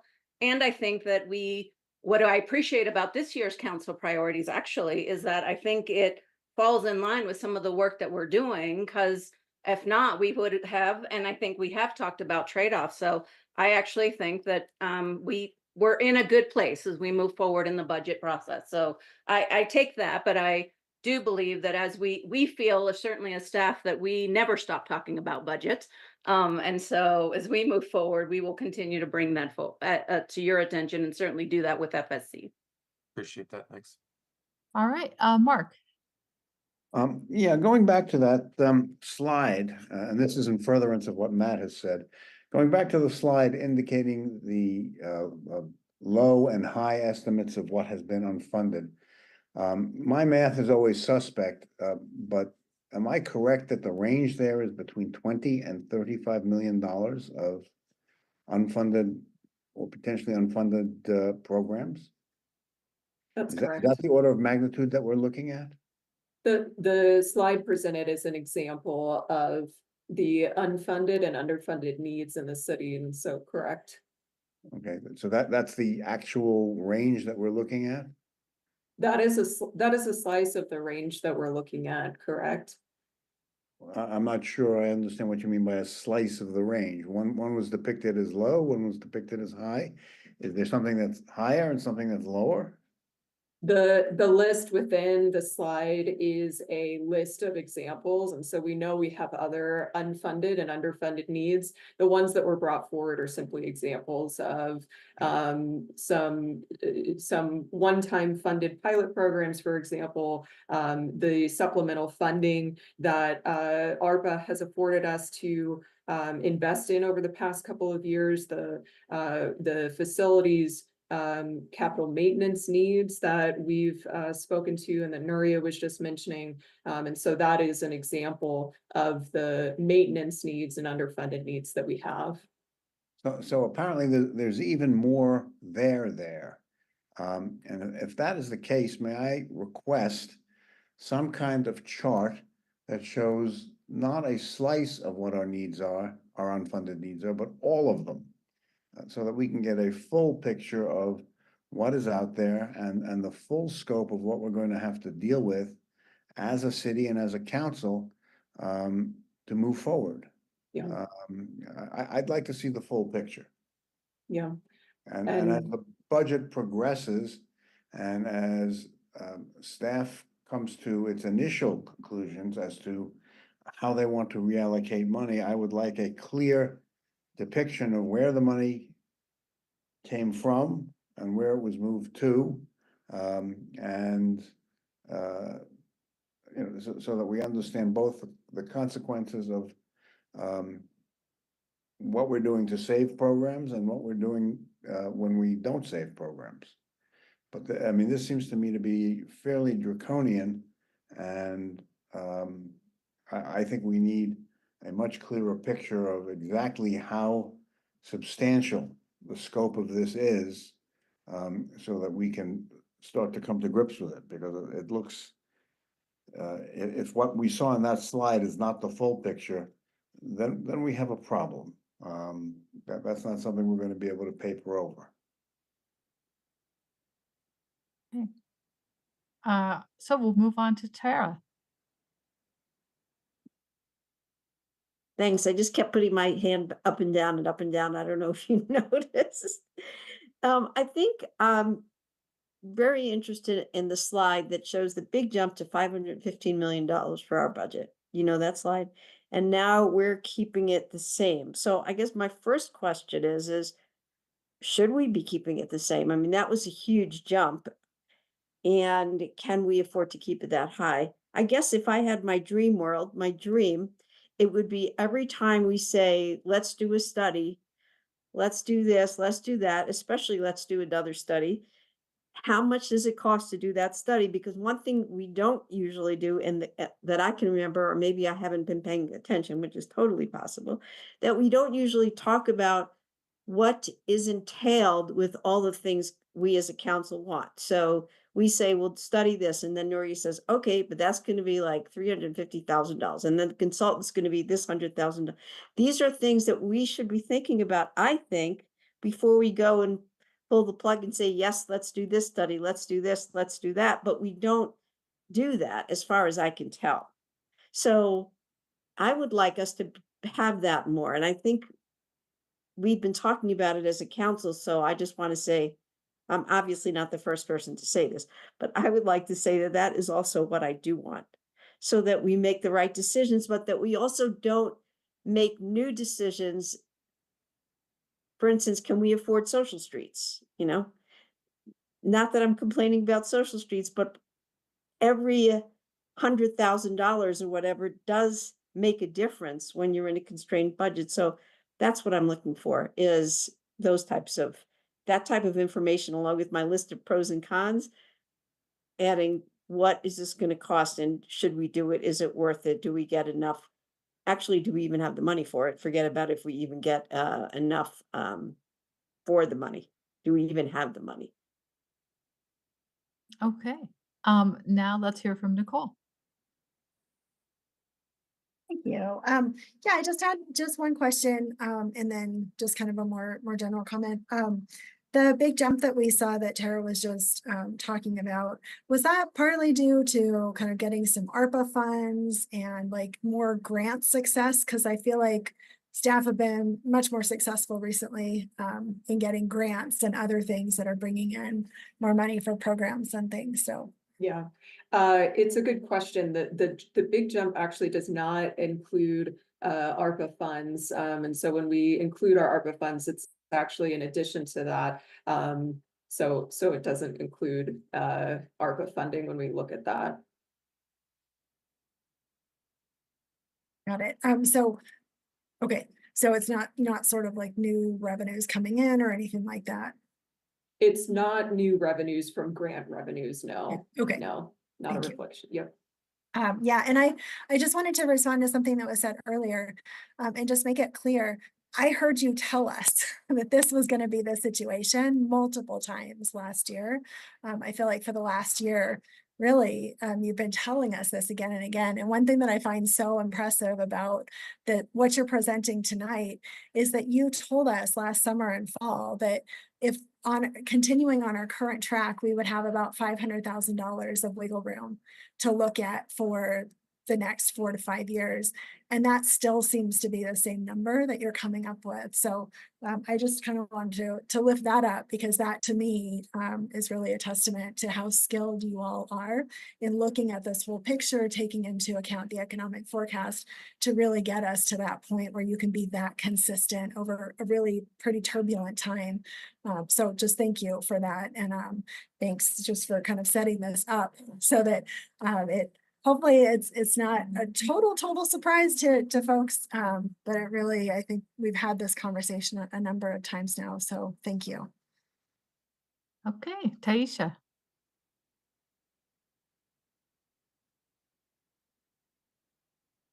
You're still on mute, Tasha. Sorry, I was trying to print a document for our discussion later and I have a paper jam now, alas. I just wanted to plus one Mark's comments around getting the full picture of our unfunded and really just getting that in a spreadsheet format would be wonderful. I also want to plus one on Tara's comments about the financial impacts and just lift up the excitement on revisiting some of our council priorities and processes related to our agenda memos and things, because we talked about revisiting the finance, environment, and economy section. And I feel like that's a place where we could have some more ongoing information about the budget implications to whatever is being proposed, and look forward to having that conversation. As far as the assumptions, again, just lifting up the conversation from the CU team about the climate component and really wanting to do some more analysis around that. And then I just had a couple of questions about whether the boards and commissions had been engaged, the relevant boards and commissions in any way had been engaged, although it's wonderful to expand the, and I'm very excited to know that the community connectors were engaged in the budgeting process, and then residents. But we also have a variety of other mechanisms for meaningful community engagement, and our boards and commissions are one of those ways. So I would love to know if there was any engagement and if there's any opportunities to, or what the expectations for their engagement in this process. Another question I have is around the survey. Again, surveys are great, but unfortunately, I haven't seen a survey that hasn't resulted in some kind of gap. And so I'm just curious how the team is going to address any kind of gaps in response rates to ensure that we are getting that fuller picture, especially given the concerns that have been raised about the community survey process. And then lastly, the outcomes report and just getting, there seems to be a lot of pilots in that unfunded section list. And I was just curious if there were any kind of outcomes reports that we can look to that can help to inform the September conversation prior to the September conversation, so that we have more performance data related both qualitative and quantitatively. Okay, let's start with the first question on boards and commissions. Thanks for the question, Councilmember Adams. So we are including boards and commissions as part of the community engagement efforts this year.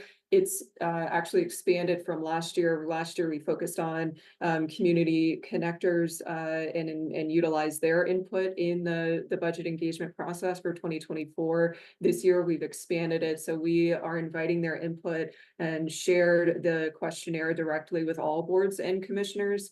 And we are also partnering with our departments and performing presentations to boards and commissions as part of the budget development process. For the second question on the budget questionnaire, this is the first year that we're performing this citywide input and inviting this into helping to inform the budget. And so we're looking forward to understanding the areas that we can improve upon moving forward. This is the first year that we're doing this, and we're excited to be able to invite all community members and continue to build upon that after the 2025 budget process.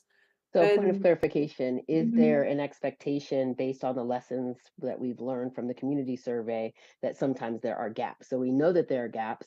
And so is there, whoever is conducting this, is there also going to be a follow-up for any kind of gaps that have been identified? So people with disabilities, low wealth, again, people who may not be able to fill out the form or the survey. And so again, just really curious specifically to that question. And if you don't have the answer now, that's fine, but I am curious to know what that answer will be eventually. Yeah, and we can certainly take that back. We've been working in partnership with the communications and engagement department, and so they've been really helping to support us along in this process. And so we can take that back and see how to evaluate that moving forward. Okay, and I think the last question Taisha had was about the outcomes for the pilots and the unfunded section. Yeah, so this final year of budgeting for resilience and equity is our final year of implementing outcomes and measures. And so we've been working really hard as an organization over the past 3 years to focus on the distinction between inputs, outputs, outcomes, and we are looking forward to having an identified full set of outcomes and measures across the organization that will be publicly available. And so we'll have an inventory to share as part of the budget package that's released on August 30th. Awesome. Thank you so much.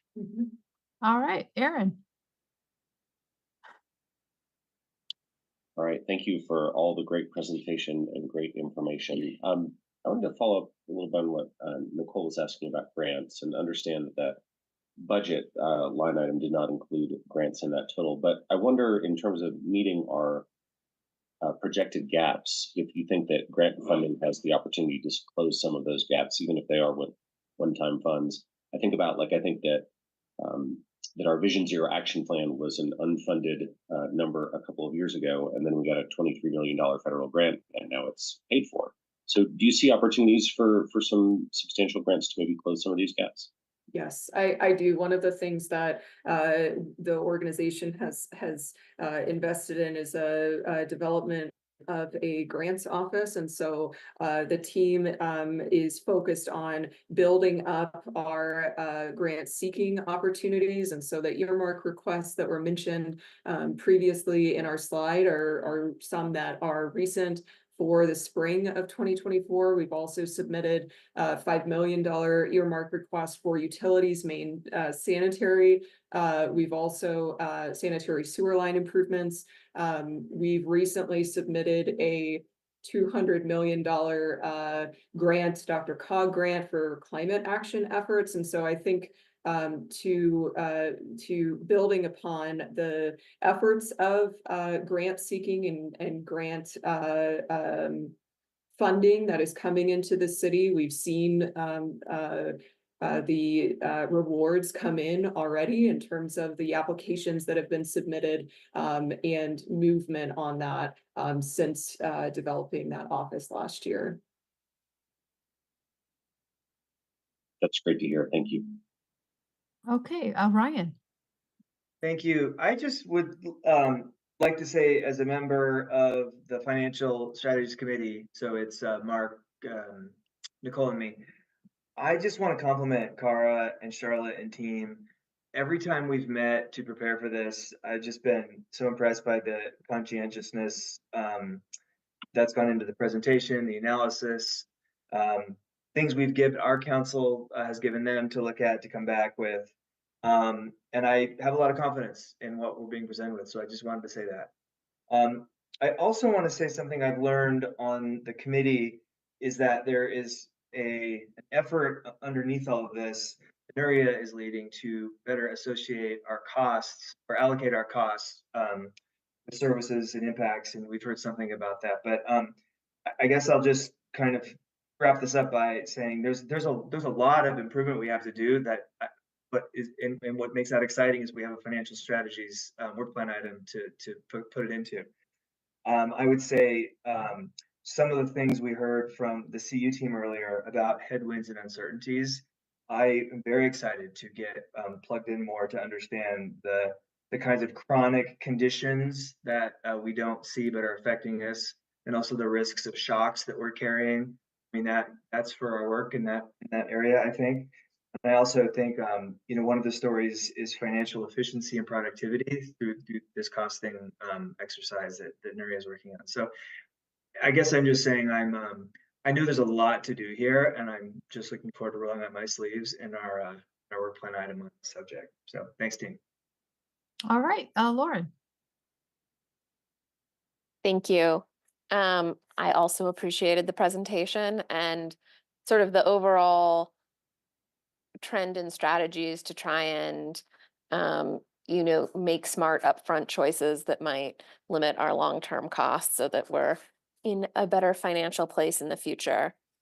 I wanted to plus one sort of making sure that our survey information strategy will reduce or ideally eliminate those gaps that we've been seeing. it's hard to hold in your mind that when we're getting sort of statistical information that it's not complete, and trying to like guess at how that might play out if we actually had a fuller picture is just really challenging. So I appreciate you guys working on that. And um, I would also be interested, I mean, I always love infographics. So the more graphs we can get, not only sort of for the overall budget that was included, but what does our budget look like with all the grant information, or with all the grants that we're getting and things like that? Because I think, especially if we think about ARPA funding and all of that, there probably is an overall reduction actually in the money that we have as a city potentially that, we're able to utilize. So I think while that might not make sense for all the discussions, it does kind of help frame like why we're in the tight place that we're at right now.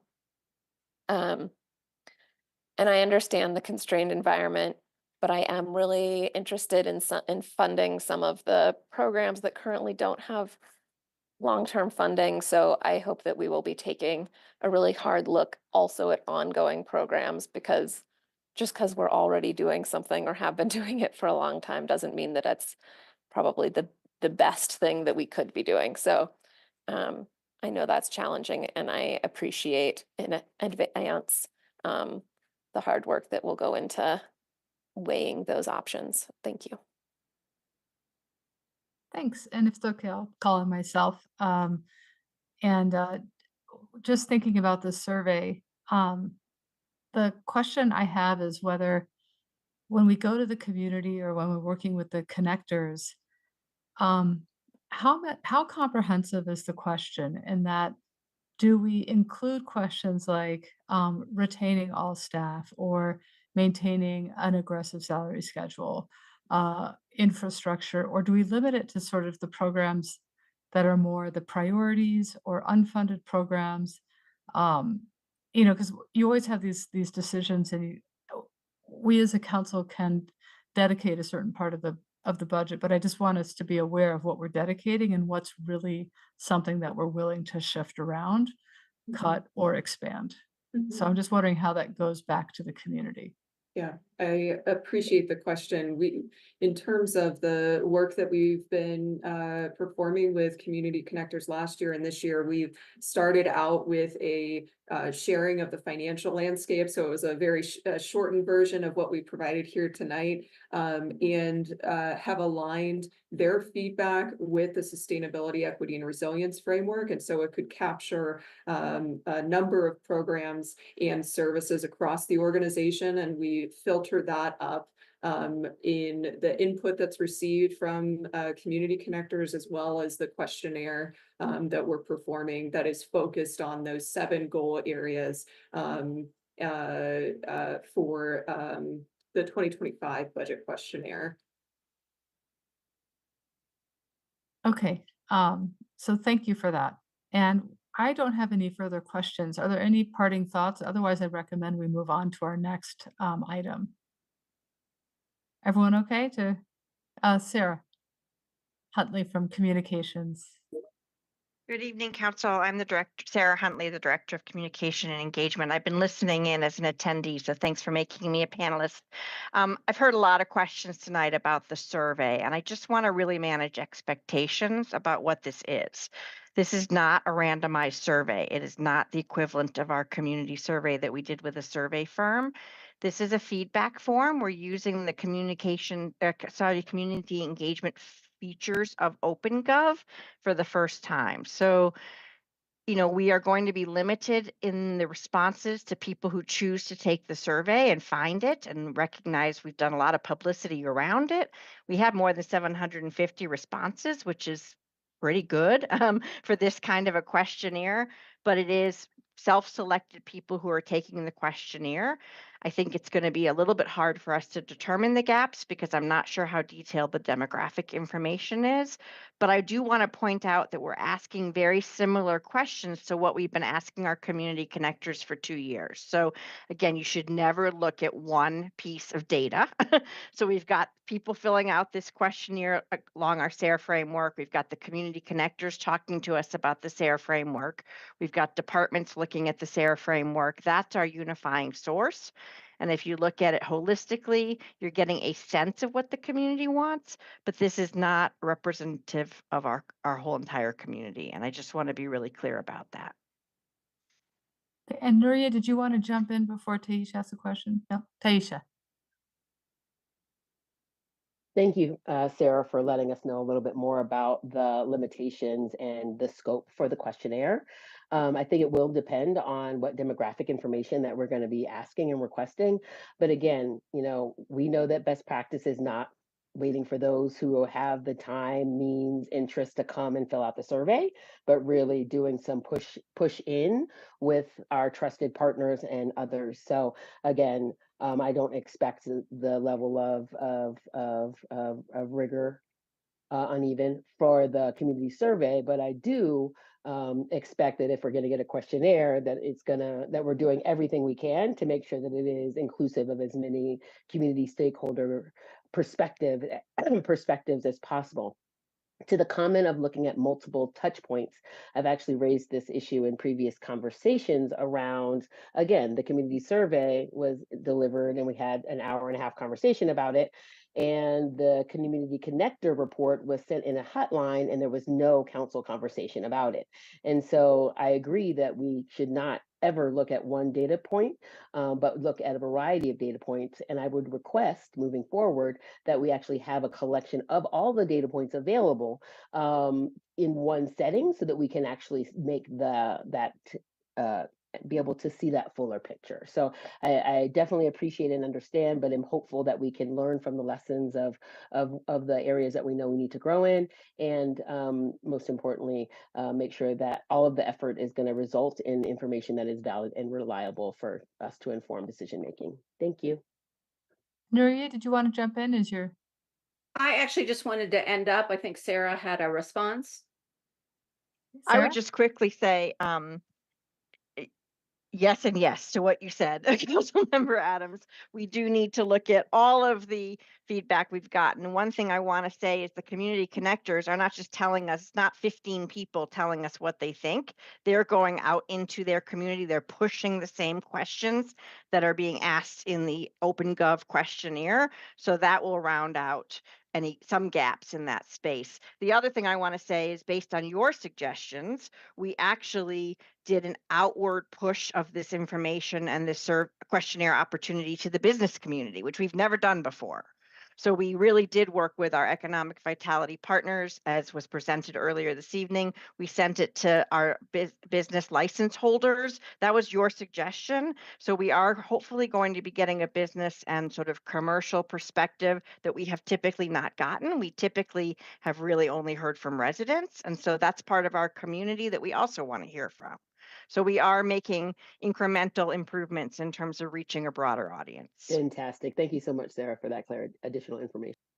All right. Well, with that, I think we might want to wrap it up and move over to the ballot issues. So, Nuria. And I promise I'll be super quick. Thank you so much. And I just wanted to say, I appreciate this conversation more than you know. We have been working on this, and I know that at FSC, I had raised that this is an opportunity, I think, to have a really conversation, not just with you all, but with our community about our priorities, right? About how we spend our money, and a demand for services and programs that at the moment exceeds where we are financially.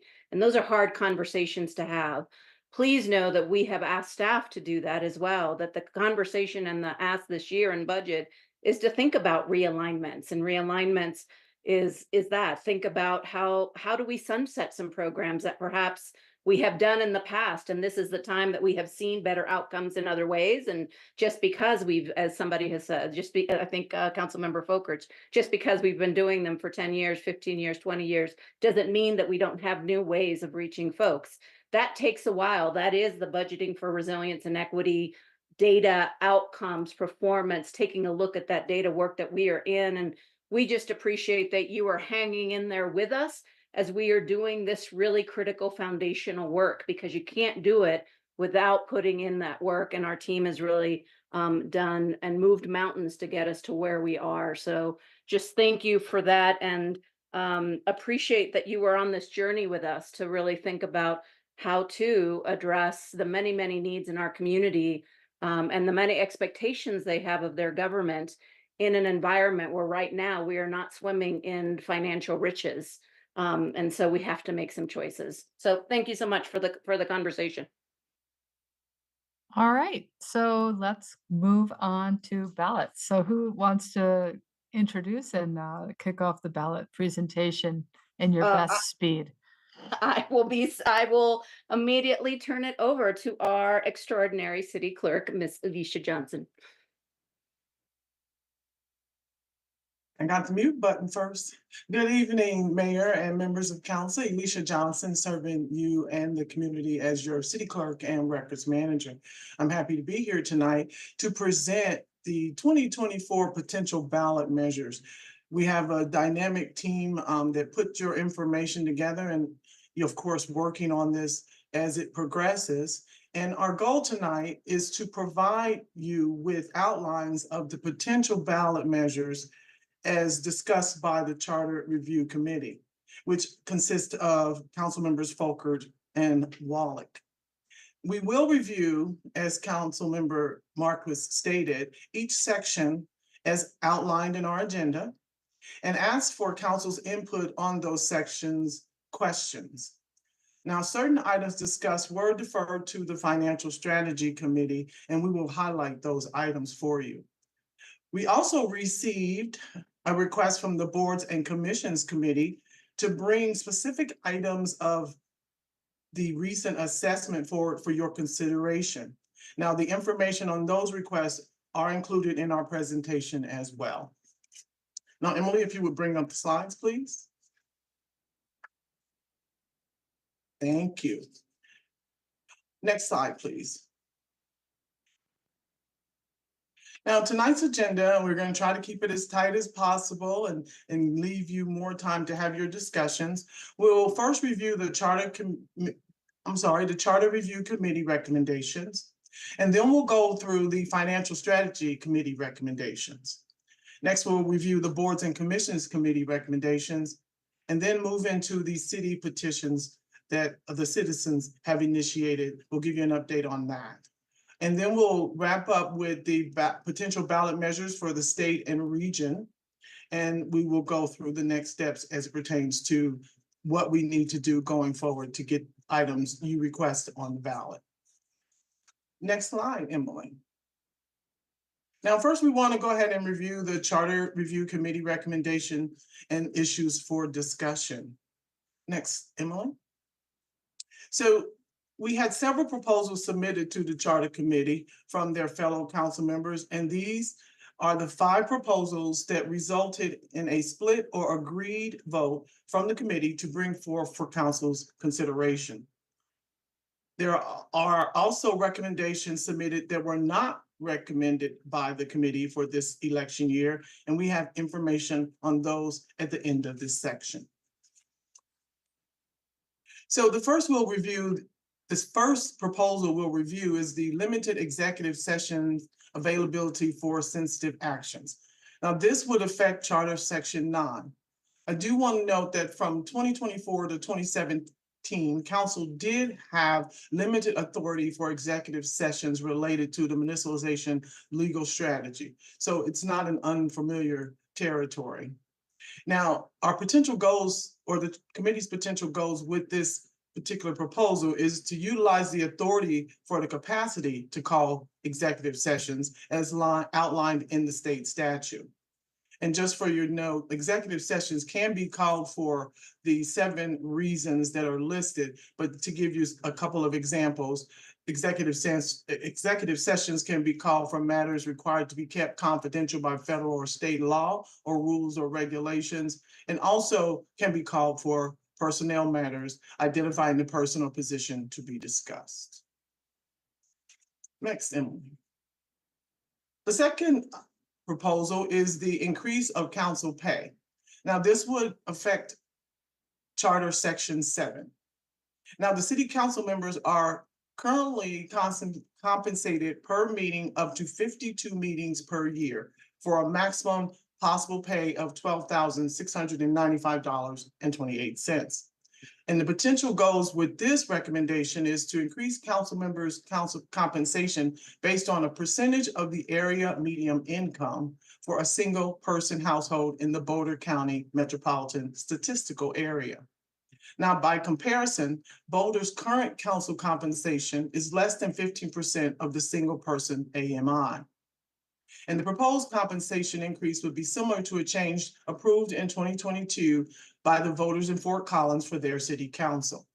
In Fort Collins, the compensation is now 75% of the AMI for the mayor, 60% of the AMI for the mayor pro tem, and 50% of the AMI for other council members.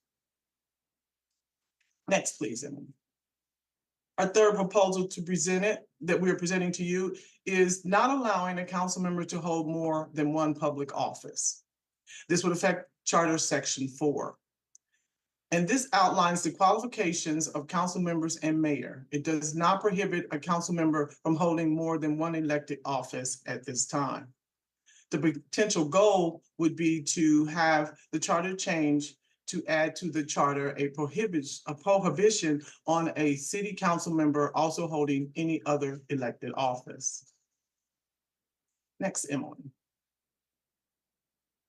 Our fourth proposal is to add ranked choice voting for council member elections. Now, this would affect Charter Section 5. This potential ballot measure would be to amend the charter to use ranked choice voting for the at-large city council seats. Our potential goals with this recommendation is it would amend Article 2, possible Charter Section 5, of course, to add ranked choice voting for council members and their terms in office. Now, I do want to bring to council's note that in 2022, we all know that the voters approved a ballot measure to elect the mayor only through ranked choice voting. And the first election was held in 2023. And during our preliminary research, we could not find any cities in Colorado that used ranked choice voting for at-large seats. In doing some, again, initial research, we did find cities of similar size across the country that do use ranked choice voting for at-large seats, and they are noted in your memo if you'd like to do some side research. The type of ranked choice voting to be used with at-large seats would also need to be determined, and it is staff's thought that the earliest possible year that this could be brought forward for the ballot would be 2025. And that is due to the complexity of this particular proposal and the parties that would need to be involved. And that is, again, just for your information. Next, Emily. Our last proposal for council to consider is the increased petition signatures for mayoral and council candidates. This would amend Charter Section 26. And the potential change would be to increase the required number of signatures from its current 25 to a range of 50 to 85. And the potential goals that we have here is to, again, increase the number of signatures required to be certified for the ballot for the position of both mayor and council. Now, in 2023, the voters did approve a charter change to allow mayoral and council candidates to obtain signatures outside the presence of the city clerk. And we thought that that amendment is beneficial because it does allow candidates to take the ballot out to the community and have, more interaction with the community. And again, they would have to have, in the past, people come into the municipal building, have the actual signing parties in the presence of the clerk. And of course, we wanted to provide better customer service to the candidates and also give them another opportunity to engage with their community. Next, Emily. So our next slide consists of the Charter Review Committee recommendations that were not recommended to be brought forth this election cycle. First, we want to just touch on the eliminating meetings in July to extend the council break. And we are addressing that particular request within the Boulder Revised Code to accommodate it. And you will have an ordinance coming before you on the first reading on May 16th. And our next item is to whether to increase the signature requirements for dedicated. I'm sorry, Emily, if you would go back one more, please. Our next item to review is whether to increase the signature requirements for dedicated tax measures, referencing section 38A. Next is the remove requirement for public works directors to be an engineer. That would be located in section 66. And lastly, to simplify the language on publications of ordinances, which would affect section 18 and 18A. Thank you. Next, Emily. So our question in this section for council tonight is, what ballot items related to charter changes would council wish to proceed and direct staff to research and draft? All right. So council members, should we just take each of the 5 one at a time? And then at the end, we can just recap what we have and how we move forward with that. Does that sound okay with everyone? And is this a not of 5 process, just procedurally? Yes, ma'am. Okay, great. So the first is limited executive session. And are there any clarifying questions or concerns about this item? Or are you ready to do a not of 5 now? Or a not of 5? I'm not making a. Here, Nicole, go ahead. Yeah, I think one of the things that I'm thinking about is sort of, is there a saturation for how many ballot issues that people can have? And I'm wondering if, as facilitator for the meeting, you have a suggestion about whether that's kind of when we should have that question. Is it now? Is it after we talk through all these? Is it like when these come back to us and we're having the discussion about it, which seems like extra work for staff. We're not going to follow through, but just curious on how you'd like us to go with that. Right. I think ideally I'd have some red sticker notes, and we could prioritize our council items. Maybe we should gauge interest first, and because I have a feeling that one of them we wouldn't vote on in this one necessarily, but does that sound okay to just gauge interest and then go? Because I'm not sure that I think we need to discuss as a group if we think there is saturation or whether we think we do have the capacity to put multiple items on. Teresa? Just wanted to clarify that you can't take official action during this meeting. And so rather than a not of 5, I would suggest a straw poll. Okay. A distinction perhaps without a difference, but maybe a difference in the law. I think that's a great suggestion. Lauren, did you want to talk about the process? Yeah, just real quick. I like the direction that you're headed, and maybe we straw poll to see what people's interests are in all of these, in these 5, and then go back and have given what gets to that level of interest, maybe we do a second round of straw polling. I like that idea.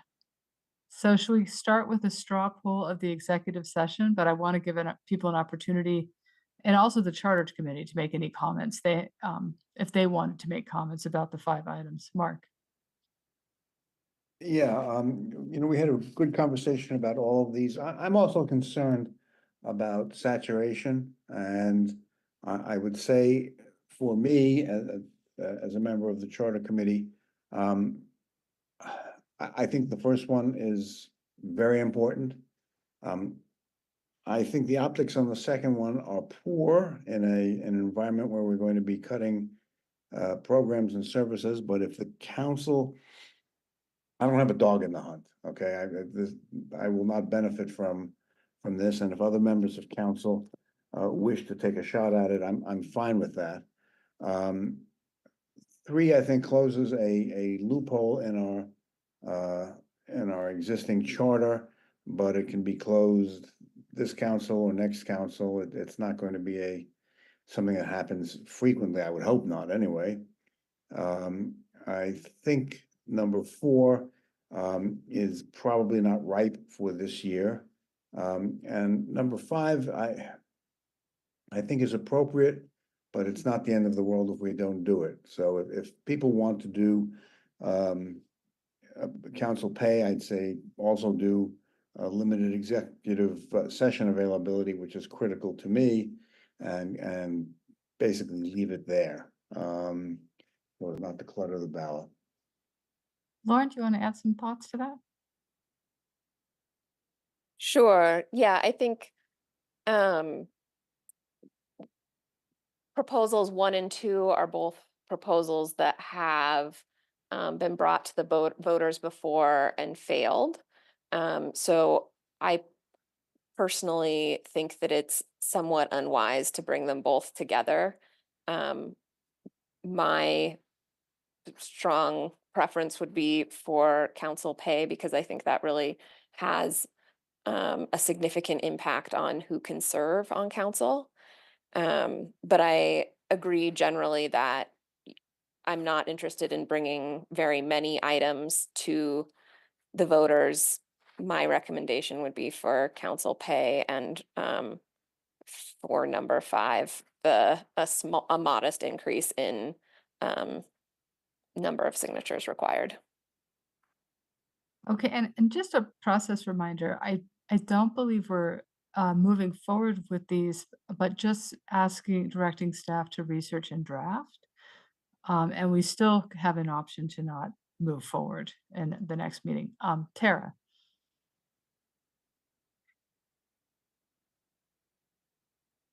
Oh, you're on mute, Tara. That's probably good. I never like the first 2 sentences of whatever I'm saying anyway. I'm trying to gain my train of thought. I think we should consider that this is not an election year. So this would be a good time to, let's just say, I don't want some of these politicized. For instance, I like 1 and 2 and 3. I feel like this is a good year for them. Because it won't be a political year where people have to worry about getting votes, getting endorsements and such, and you can just vote with your heart, so to speak. So I like those 3 for that reason, personally. Okay, Mark. I just want to add on the executive session availability. I've spoken to a number of members of other front range governing bodies. And I will tell you frankly, they think we are out of our minds not to have some executive session availability. It just requires us to go through such hoops to discuss certain matters, and it doesn't make any sense. As I said, I don't have a dog in the hunt with respect to council pay, and if we want to go forward, via con Dios. But to not try, and you can only try, to reinstitute something that so many other front range governments have, and it makes their lives so much easier. To not do that seems like just promoting self-punishment. I just, it doesn't make sense to me. And as far as number 3, I agree, but it's not the end of the world with Tara. But it's not the end of the world if it's in a different year. It's just, and it's not an attack on the individual who did it. There was nothing illegal or improper because the charter permitted it. But the charter has a hole in it, and it's not inappropriate to try to fill that hole, whether it's this year or another year. Okay, and thank you. Mark, are you done? Okay. So I think it feels like we want to talk about these as a group because they seem to be pretty so let's do our comments as a group and then we'll go through one by one with the straw poll. So next is Aaron. Okay, well, I'll change what I was going to say following your new directive, Tina. Thanks for that direction. I'll just say then really quickly, I think having executive sessions would be very useful to an organization, And also, I think this is a great year to try to increase council pay, to increase availability to more members of the community. I thought Tara's point about doing this not in a local election year was a good one. I'm not interested in number 3. On number 4, I have a question on this one. So I think Elisha acknowledged that this is not something we could put on the ballot in 2024. It would need at least a year for research to flesh that out. I had advocated for this as a retreat priority. Y'all didn't. There wasn't a majority of council that agreed with that. Is there space to kind of put this on a to-do list for sometime in the next 2 years? Or I don't want to be trying to cheat and get something that didn't get support at the council retreat back on here, but it's coming up here again. So maybe if somebody could address whether there's an opportunity to start a lengthier process that wouldn't take a lot of time here on this one. Teresa, I see your hands up. Can I colloquy off of Aaron's real quick? And is it possible to know what the cost is of doing number 4 as well, since we've been talking about a constrained budget? Okay. Teresa? Yeah, thanks for the question. I think direction tonight would be direction to start to begin some research and then come back to you with preliminary research. I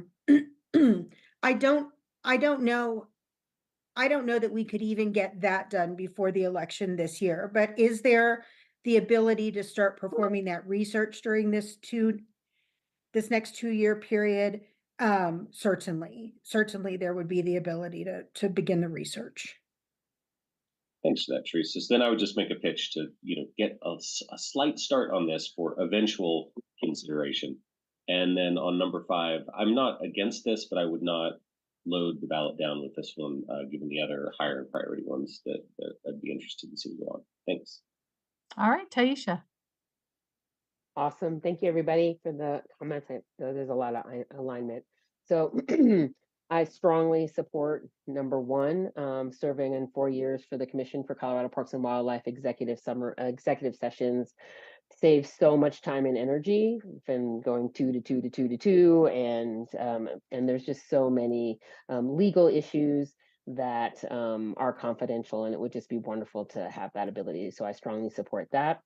I strongly support council pay. I had the opportunity to participate in the Coalition for Manufactured Home Owners in Boulder meeting on Monday or Tuesday earlier this week, and there were conversations around our priorities and the interest in having more of a presence and a voice around decision making as a community, and having council pay really alleviates a significant barrier to ensure socioeconomic stretch in perspective. I think our council has been plagued by not having a strong socioeconomic representation. And I think our current climate, climate and climate reflects some of those more monochronic decisions. And so again, I strongly support council pay. And then lastly, for number 3, I do not support, although I appreciate and understand. I actually feel like one of the gaps is having a policy that would have somebody would allow a vacancy for that long. So that is my larger concern with our current policies.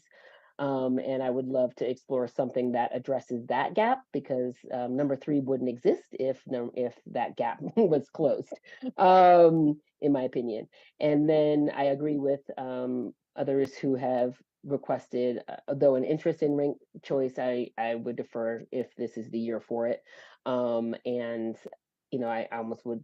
And I would agree with the petition signatures, especially when I looked, it seemed like there's some that are around our size that do have 25, and then there are others that have 50. So I didn't feel like there was so much leaning in one direction or the other. And if anything, I'm most excited that we could actually get those signatures not in the Tate building on a certain time, on a certain day in the middle of the week, but like have opportunities to take it out and get it verified later. So I'm very pleased with that change.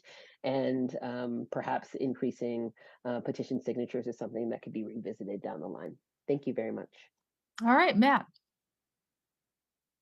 Thank you, Tina. Let's see. I think executive session is critical. I think Mark laid out good points. All I add is, for community, we were having all these discussions. We're just doing it in the least efficient way possible. And I think at the end of the day, like, if we want to be more effective, we could be spending those many hours a week doing this telephone Teams ping pong to do this anyway. And that's time we're not spending in community. That's time we're not spending with groups hearing their concerns. So we're doing this just least efficient. So I think it's a pretty straightforward thing for us to do. And we are mocked by other communities. I know that from CML when they hear that we don't do executive session. They go, oh, Boulder. So I think we can join everybody in being somewhat normal in that capacity. Increased council pay is another top one for me, for all the reasons mentioned. I don't care about number 3 really. It's kind of a one-off. And then ranked choice voting, I'll just add that there's probably no greater champion for changing our voting methods than myself. And so I want this to happen, but there needs to be a right way to do that. And the biggest one is engaging our state legislatures and the Secretary of State's office. And that's the engagement that needs to happen. And that's going to take some time. So we'll get there. And I agree with Aaron. I think we can start some of those conversations. I think we can start those conversations and hearing what those concerns are and start to think about that, and maybe set up a policy statement later this year that maybe directly starts to advocate for those changes that need to happen in the Colorado revised statutes to enable that stuff.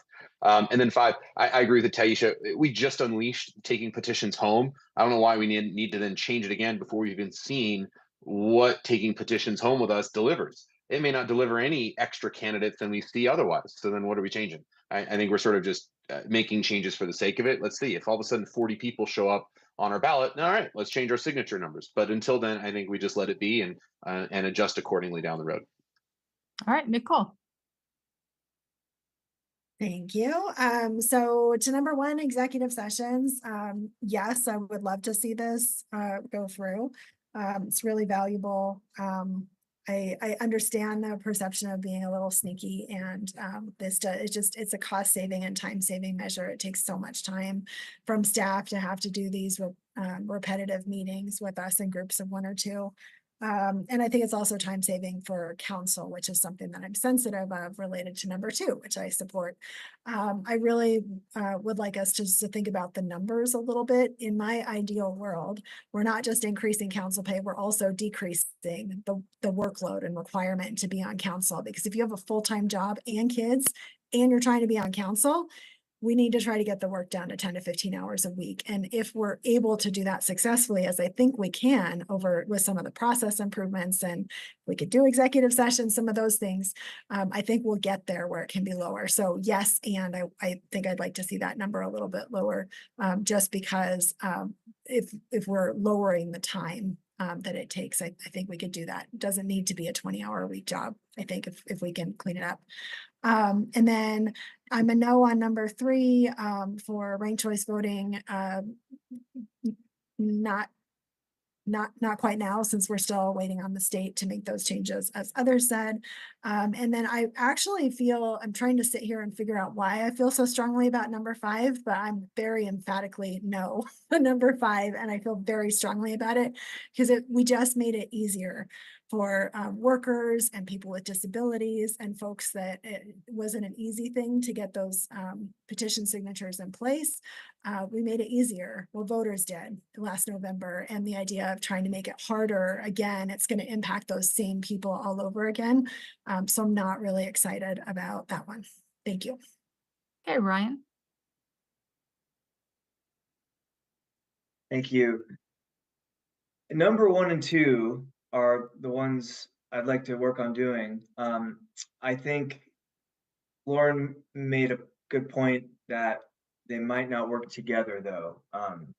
So I would say between the 2 for this year, increased council pay is far and away the most important. This is at the level, well, this is about who is able to serve on this body. And of all of these, this is the one that was a campaign issue. I mean, this is a big thing for the community. So I would advocate we do council pay this year and do plan to probably do the exec session next year. I know right now we're determining research needs. So I would say let's research it going forward, and then let's research and talk about the idea that we do council pay this year and exec session next year. Maybe there's more nuances, but I'd have to read for that.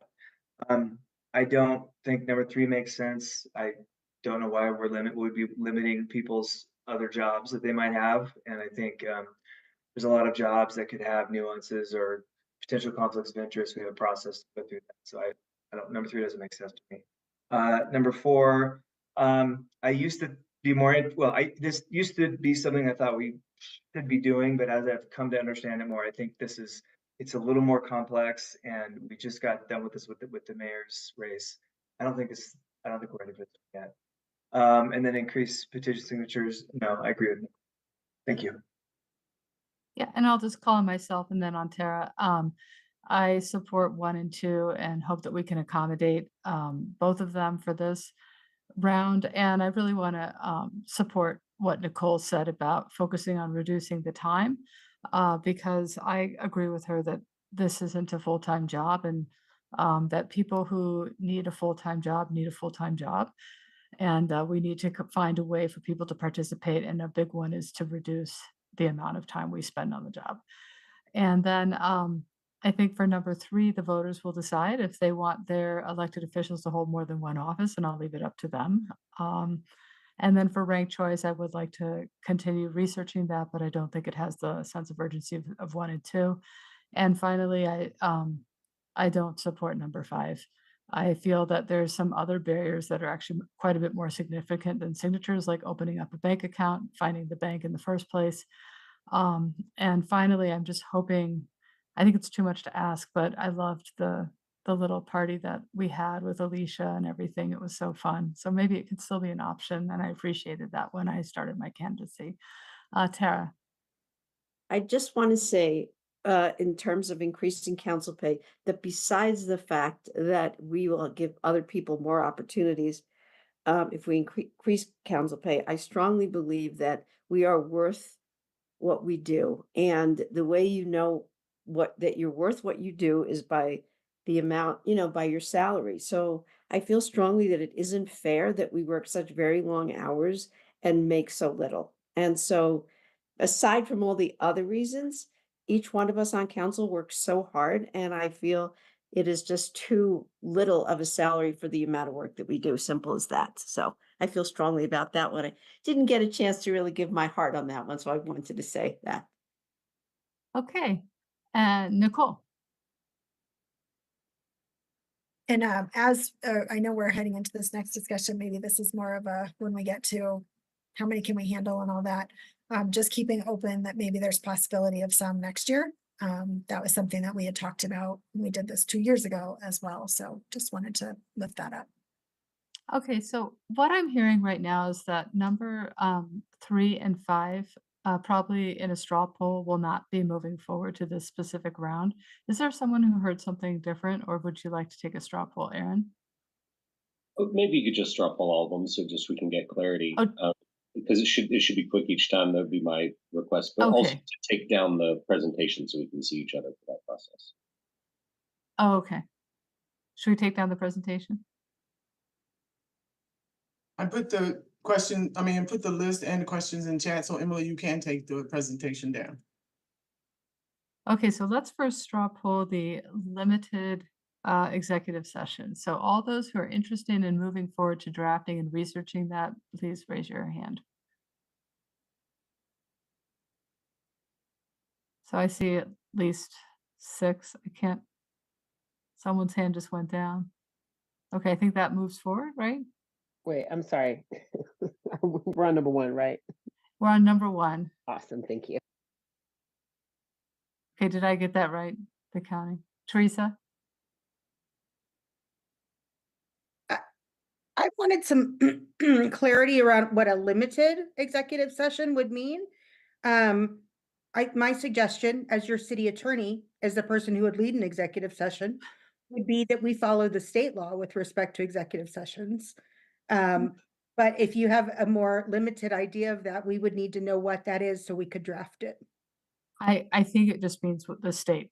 Sorry, I think that was on the slide. So the state one. Should we re-straw poll it? Or are you good to go? Okay. So the second is council pay to research draft.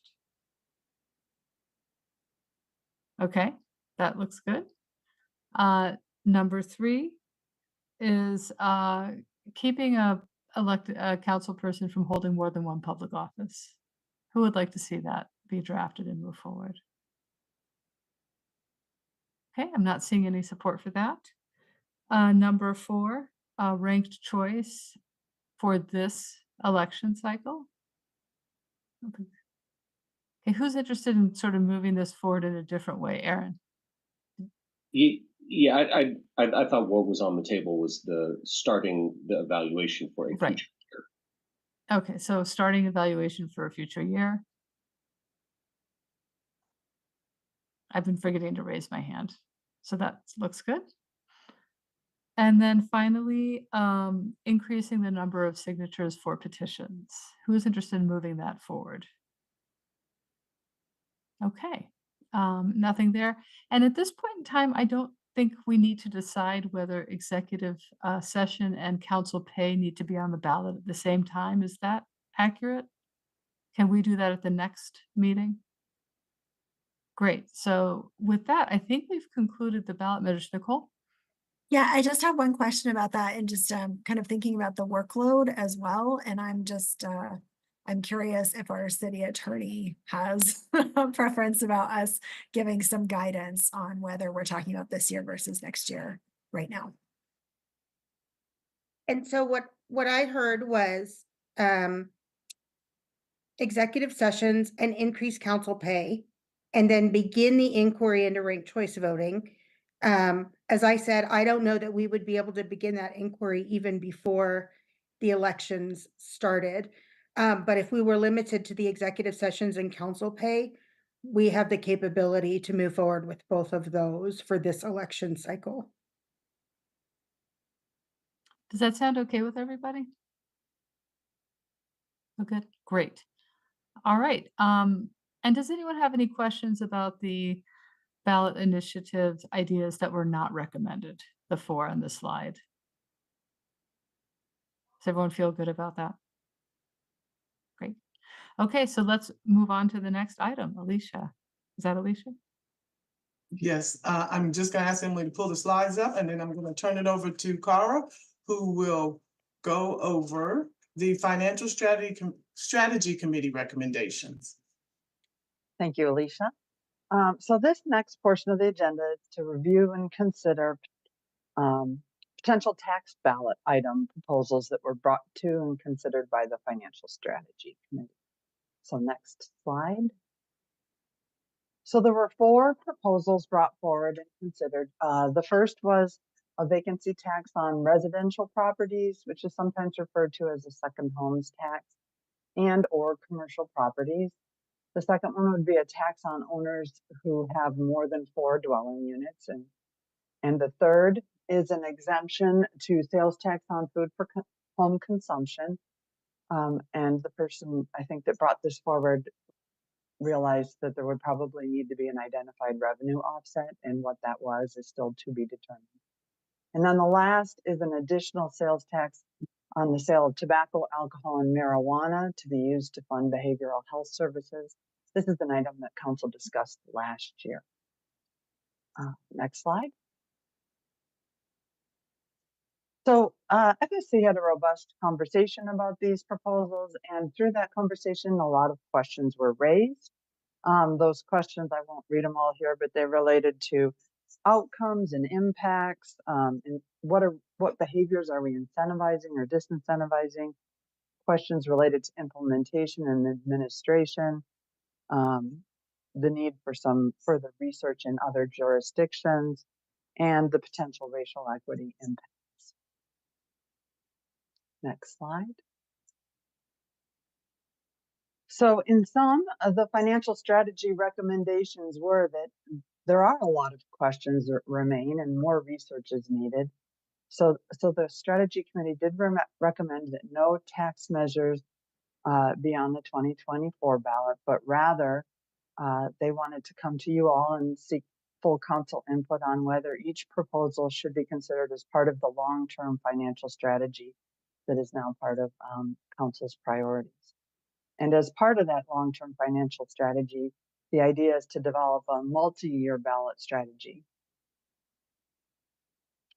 So next slide. So just running through the 4 proposals in a little bit more detail, and this information is contained in your agenda memo. The vacancy tax, or again, sometimes considered a second home tax when it's for residential. It would be for property that's held vacant for more than a specified period of time. We did do some preliminary research, and there are various goals that might be associated with this type of tax, including reducing blight, for residential properties, potentially to increase the housing supply, and then also to raise revenue, recognizing that vacant properties, particularly residential, maybe don't have the potential to generate economic activity and sales tax and other types of revenue in the city. We did do some research, as I noted, on the different types of tax structures that are out there. If this type of tax is in place, it's usually a flat fee based upon the type of property or some square footage. The taxes range from 1,000 to 7,000 a unit. We did some estimating based upon a couple different methodologies of how many units might this apply, particularly with regard to residential in the city.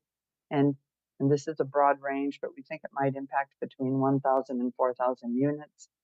And then clearly revenue estimates would depend upon the structure of the tax, how many units, and then also the decisions around enforcement and compliance. Next slide. The next one is a tax on property owners with more than 4 dwelling units. And again, we have seen this in other jurisdictions, and sometimes it can be clarified that it could be all 4+ units could be on one property, or it could be more than one, or all across 4 different properties. The goals of this type of tax would be to reduce or discourage investor-owned property and to increase housing supply and/or affordability.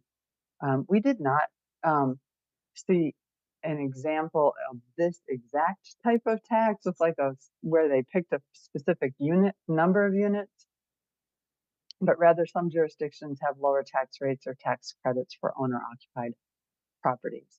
And I'll just note that that last bullet point could also be a strategy to address the previous tax proposal for vacant homes. If you had some sort of scheme or mechanism to identify owner-occupied homes that could receive some reduced tax.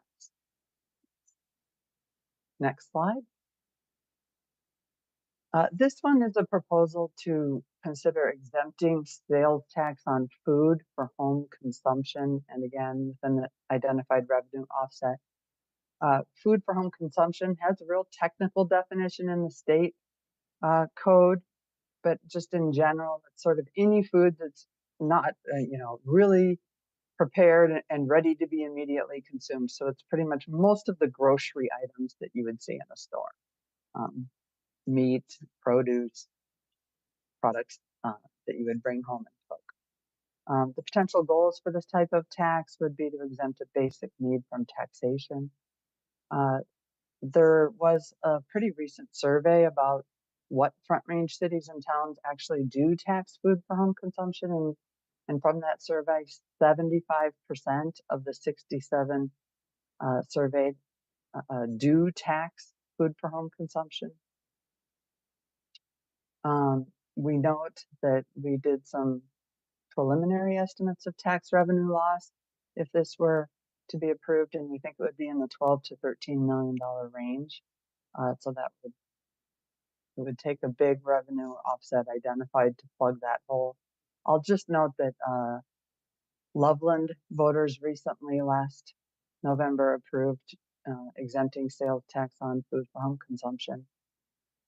After a few months of revenue results this year, they are thinking they need to plug a $13 million hole, and so they're in the middle of mid-year budget cuts right now. Just other considerations with regard to this. The city does have a food tax rebate program. It's been in place since 1967. And also just to note that eligible food purchased through the SNAP program, the Federal Assistance Program, is exempt from sales tax at the time of sale. Next slide. And last, this is the item that council discussed and considered last year, and this is the idea of an additional increment of sales tax on the sale of tobacco, alcohol, and recreational marijuana. Noting for recreational marijuana, there already is an additional increment of sales tax on that sale, and that current rate is an additional 3.5%. And this idea was put forward with specific potential goal of raising revenue to fund growing behavioral health service needs and potentially to provide a price signal to reduce consumption of the tax product. Next slide. And last year we did do some preliminary revenue estimates with regard to this proposal. We did not update those estimates, so they are just repeated here. You will see that if the increment of tax was 1 additional %, it would be approximately $3 million was our estimate. And that more than $2 million of that would be related to the sale of alcohol at liquor stores, restaurants, and groceries. Next slide. And this is the questions for council slide. Okay, and I just wanted to, well, before I call on Aaron, is it okay if I ask if the financial committee wants to make any comments? The long-term financial strategy committee? Mark, is that you? Go ahead. Well, it's also Nicole, and I would defer to her first. Okay, Nicole. I put my hand up second, Mark. Okay, whatever. Yeah, I think we want to, our thought was to look at all of this in greater detail and try to answer the many questions that have to be answered with a little more time to do so, and that these things, whether they are worthy or not worthy, just weren't ripe for this year. And certainly with respect to the tax on food for home consumption, as tempting as that looks, we are, as we've heard tonight, it would be extraordinarily difficult to take a $12 to $13 million hit to our budget with all of the other issues we're going to have to deal with the budget. And so these things may all be appropriate at a point in time, but it was our thought that this was not the year for them, although we can certainly take a look at one or more of them from a research point of view. But none of these were ripe for moving forward at this point. Thanks. Okay, and Nicole, did you want to add on to that? Yeah, thank you. And I would just say, I think one of the things we're really interested in, is there anything here you're not interested in? Because I think one of the things that we're hoping we don't do, and Mark or Ryan, please correct me if I'm just speaking for myself and not you two as well, is that we're not kind of closing the door on the world of possibilities that's out there and in the work that we'll be doing as part of financial strategies. And so if there's anything that, majority of folks are not interested in, that's fine. The rest, if we do want to look at them in FSC as part of this work, can we kind of have your blessing to throw it into the hopper with other stuff that may come up? And it may be that some of these then would come back as our recommendation, and it may be that they may not. And so just to have a little bit of blessing for flexibility, I think, is the other thing that we're looking for. Okay, and I'll just, yeah, that's perfect. And we do have the questions here that are to first just concur that we're not going to look at any tax measures for 2024. And then allow the long-term financial strategy to be looking at it. It does ask for direction of which ones, which is a little different than what Nicole just said. And then the second question is, do we support the recommendation to create a multi-year schedule of planned tax measures? So those are the two questions, and I think we should answer them together, just in the interest of time. So I'm going to go to Aaron. Thanks, Tina. And thanks to the Financial Strategies Committee for your previous work on this and for Carl and your team as well in the presentation. And I'll say certainly on number 2, I absolutely support the approach that you're taking about a multi-year schedule. And on number 1, I would go more in Nicole's direction. Rather than have us argue out the pros and cons of these particular items, I'd ask for us to say, hey, Financial Strategies Committee, can you keep doing the work on these and other possibilities and come back to us with recommendations rather than debate the specific merits of these ones that we just heard about tonight. There are I'm sure, plenty of other ideas. So would be interested in the FSC's recommendations going forward on this. Okay, Matt. Muted. I think for a starter question, there's a couple on here that I have no idea where they came from, and so I would love to know where they came from. Like, was it a staff recommendation? Was it did one or more of our colleagues come up with it? I think with the ballot stuff, those had all been daylighted before. We'd all riffed on those in one form or another, so it wasn't a surprise. There were 2 on here I had never heard of before, and somehow they're on here, and so I'm just sort of curious where they came from. In particular, the tax on 4+ dwelling units and the exempt sales tax on home food and consumption. I just have no idea where they came from. So there's that, and maybe in future of these we kind of identify where they came from. That would be helpful for those not on those committees to just know. So whether we answer that now, just putting that out there. I'm a little different than Aaron on this because I think we can just get rid of some of these and not waste time. And so I would like to just say but no to a couple of them right off the bat. And I might disagree a little bit on number 4 on the not having any of these for 2024. And the only reason I say that is we're kind of in a holding pattern with the county on whether or not their survey is going to come back, and they should know. I think the data's in, so we should know soon whether or not they feel that there is will in the county to do a countywide behavioral health tax. And if the answer is yes, this is moot, right? We want them to lead on that.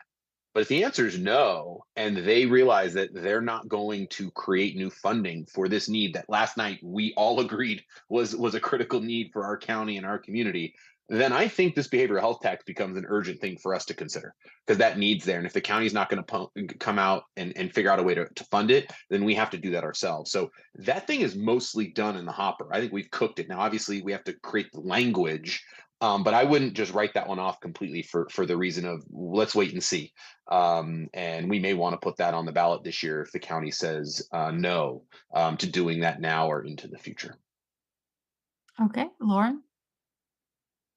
Yeah, so I wanted to start by kind of answering the question that Matt had of where did these come from. So the charter committee solicited ideas for the ballot from all of council members. And so these financial related ones, we recommended the Financial Strategies Committee look at, but basically they all came through the same process, which was just council members recommended them to us on the charter committee. Let's see, I really want to echo what Aaron said. I think that I would leave, I want Financial Strategies Committee to really be open in what they consider. I think we have some great challenges in front of us, and I trust them to make smart choices. I also would like, strong yes to number 2 in terms of creating a multi-year schedule. One question I had was related to the tax exemption, and I think given our financial situation, it probably would still be infeasible for us, but I was just wondering if we have any idea what percentage produce would be, like if we were to just do a tax exemption for produce as opposed to all things, or if that's even possible. Thank you for the question, Lauren. That's an interesting question. I would have to ask around about that. what are some different methodologies we might be able to use to try to narrow in on that? I don't know the answer to that question.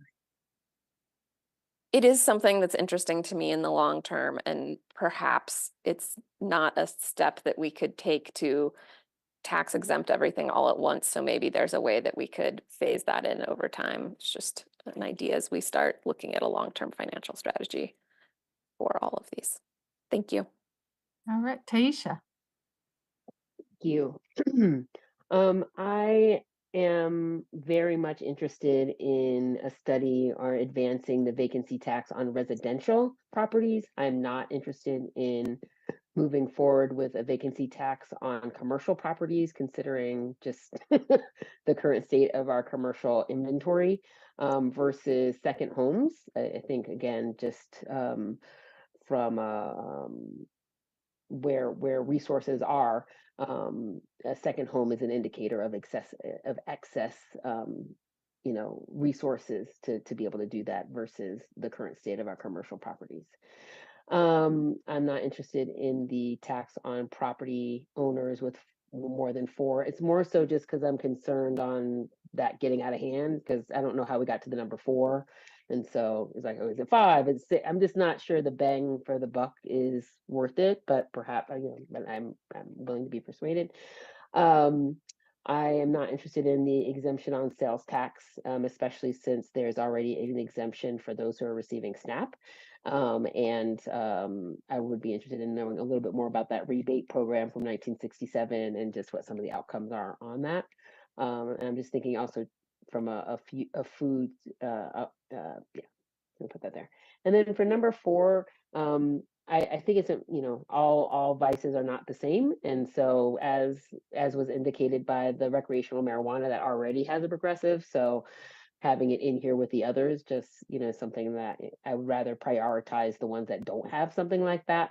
And I agree that it is crystal clear that funds for behavioral health are absolutely a need, not just for the conversation that we had yesterday, but also the one that we had on the downtown town hall, where Michael Doherty or somebody on stage mentioned that for every 100,000, there should be, was it 10 facilities or something? And I think we have like 1 or no, it should be 100 facilities. And I think we have 10 or whatever it was like very, very low for what it was supposed to be. And so I'm very open to exploring anything that could serve as a dedication to a behavioral health tax. Thank you.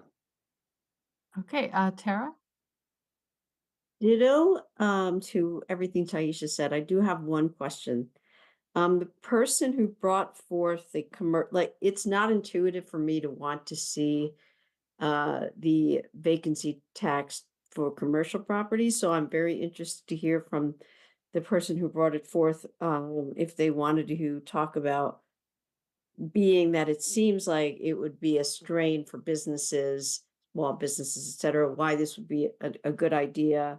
What were you thinking when you proposed it? I can take that since I think that was my recommendation, if you don't mind, Tina. Yeah, so the goal of this tax is really blight oriented and is also intended for properties that remain vacant and or under lease, and people are not submitting permits to do anything, right? So they're really just sitting on it. And to me, that's the piece. And there's a number of those around the community that have sat for years where there's just someone just cutting $20,000-$30,000 checks a month to sit on the property, and they're not submitting permits, they're not trying to do anything, they're just sitting on it. And to me, that's the slice that we're trying to nudge them into a state of activity. And so idealistically, if we incentivize people or disincentivize the stagnation of property, no one will ever get hit by the tax because they're moving the properties. They're trying to do something with it. So we don't want to penalize people who are actively engaging, trying to do something with it, or because a tenant is in there and their lease is not up, they can't do something with the other property. We're not trying to mess with that. there's a lot of complex dynamics. It's really just there's maybe a dozen properties around the community that they just need a nudge, and perhaps a financial tax is the nudge they need to kind of go, okay, I get the picture. We can't just sit here and take the cash and do nothing. We got to be more engaged or more impactful. That's a very narrow slice, and so it's very tailored for those few properties, and they're visible. Right, we have one in South Boulder that's still that way. So they're there, and I think that's the goal. So just want to clear up that it's targeted. It's not everybody. If they're doing the right thing, no one's getting taxed, so we don't get $1 from it. But if they're doing not right, we'll get a cut and incentivize them to do right. Okay, and Taisha, did you want a colloquy on that one, or? I did, just to clean up. Now that I know the scope is really narrow and specific, I would be good with allowing the commercial for chronically underused or just some mechanism of 10 years or what. Yes. So I would be interested in a limited scope. Thank you. All right, Nicole? Thank you. And I'm not speaking in my financial strategies hat now. This is just Nicole in council world.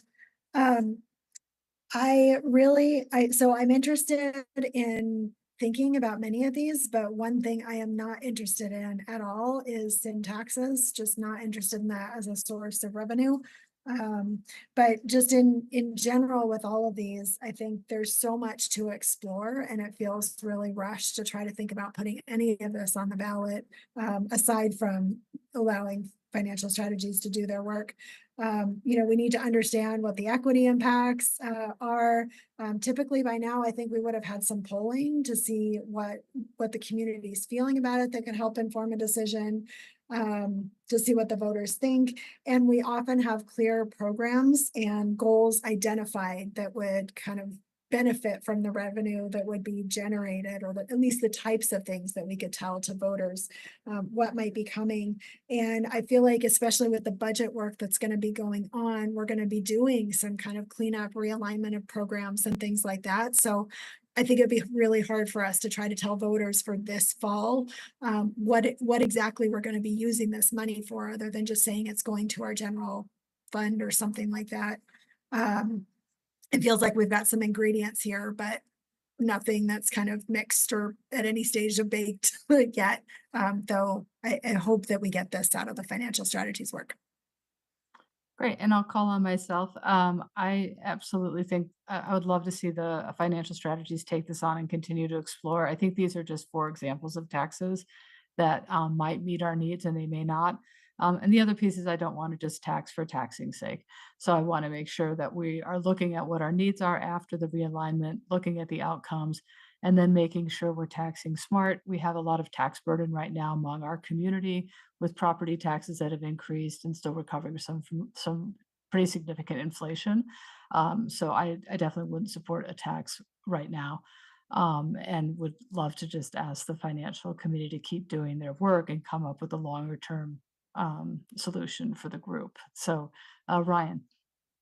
Thank you. So from my end, Nicole and Mark did a great job of representing the Financial Strategy Committee, so I don't have anything to add beyond what they said. Thank you both for that. Just for me, I guess I would say we should, flipping to number 2, we should move forward on items 1, 2, 1 and 2 for research. Those are the ones I'd be most interested in. But again, I would agree, this coming fall would be too soon to try to plan for anything. Thank you. So at this point, I'm wondering if the financial department and the financial committee, so first of all, I'm not hearing that we want to put anything on the ballot for this year. Is that, I didn't hear that from anybody.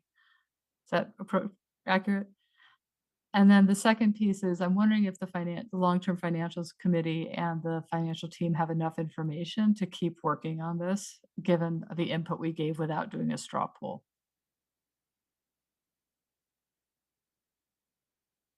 Cara, unless you heard something differently, I didn't hear a clear majority knock any of these out. And so I think it's just continuing to research these and any others that come forward, and we'll have to come back to council in the future.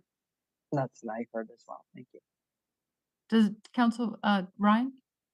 Thanks. I just wanted to make sure I got what Nuria said right, because I think I like it, which is we are agreeing both to move forward the items that we discussed with research, but then also there's an openness to more ideas that the committee comes up with. Perhaps we hear from other council members to try things, but I'm hearing that there's an openness for us to be creative and come back with other ideas. Nicole, did you want to comment on that? I was just going to thank staff for the really quick and thorough turnaround on research that let us give these give this information to everybody in these recommendations. So just thank you. It was a lot of work and you got it done really quickly. Matt? There's one I'm a little confused about. I'm confused about the third one. I didn't hear us say that we were really stoked on that, especially given the financial hit and that we had no revenue offset. So I don't know. I don't know what we resuscitate here. So that's where I'm kind of I thought that was pretty clean in the memo. So I don't know why we would hold on to it for the sake of it if I thought it looked like it was kind of not going anywhere. So anyway, that I don't want to put in work for the sake of work. It seems I'm confused. Nicole? Yeah, no, I see that. I think, and I think this is, I'm going to deflect this question to Cara after asking it a slightly different way. One of the things that we've talked about in financial strategies is that our revenue sources are out of alignment. So they're kind of too weighted on sales and use tax. And so I think that in the context of this bigger conversation, that I mean, maybe that kind of thing, we might be looking at, hey, are there, sales and use taxes we could get rid of and replace with other things? I don't know, but I don't know that we have to kind of throw out the idea yet, because it still feels like it fits in within that. How are we balancing out our different sources of revenue and making sure that we've got a more, we're not just overly dependent on sales tax. So, but Cara, I will defer to you if it feels like that's just not in question. I agree. And I do think I heard there's a lot of skepticism that alone is an easy idea to tackle and not a lot of interest in that. But that combined with some other strategies might be able to be thought about in the long term, maybe years down the line, with different other strategies put in place. But I think we heard clearly that that would be too difficult to just take head on right away. But I also heard this interest from Lauren to explore, could we even estimate what maybe some slimmer version of that might be? So I think that financial strategy could contemplate that, and staff could.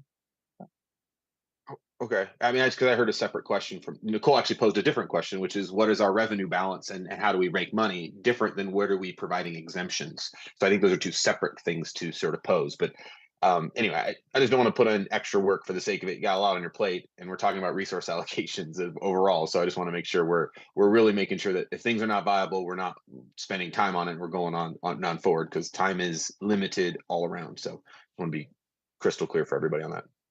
Aaron?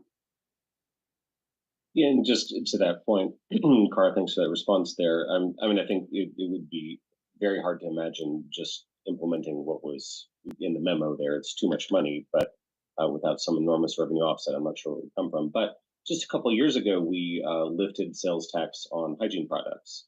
And that was an affordable cost, and I think was beneficial for the community. So I just, continue to leave things kind of open for folks, because if you came back and said, well, we're doing this, that, and the other thing, and we found this one exemption that we think would really benefit the community and is affordable. So just look forward to seeing what you all come up with in your deep dive. Okay, great. So it sounds like, just to recap, we're not going to put taxes on for this year, and we're hoping for and thankful for the financial strategies team to continuing to look at our revenue opportunities in the future and what our costs are. So does everyone feel comfortable with where we are on this discussion? Okay, so then let's go on to our next item.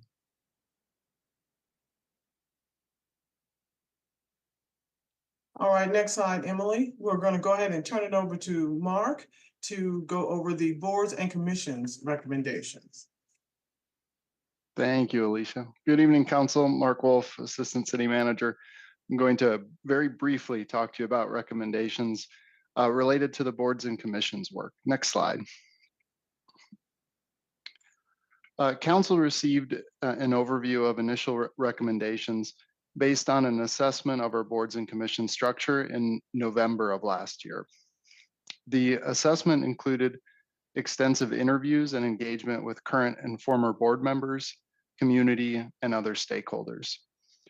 These initial recommendations focused on addressing key themes, including improving the clarity and purpose and results of boards and commissions, efficiency, effectiveness, and experience for board members and for staff, representation on boards and commissions, and the overall program model and service delivery. Staff shared an implementation strategy with the boards and commissions committee, which includes council members Folkerts and Weiner, which focused on short-term internal process improvements to address some of the clarity of purpose and efficiency issues while working on a new program model in advance of a future ballot item to change relevant charter provisions in 2025. The charter defines several elements related to boards and commissions, including term length, age and residency requirements, meeting frequency, and a prohibition on compensation for board and commission members. The assessment identified these charter provisions as significant barriers to addressing underrepresentation, especially amongst youth and younger age groups and Hispanic, Latino, and Asian populations based on the assessment, and overall accessibility to the service on boards and commissions, such as the overall time commitment and opening the door for discussions on compensation.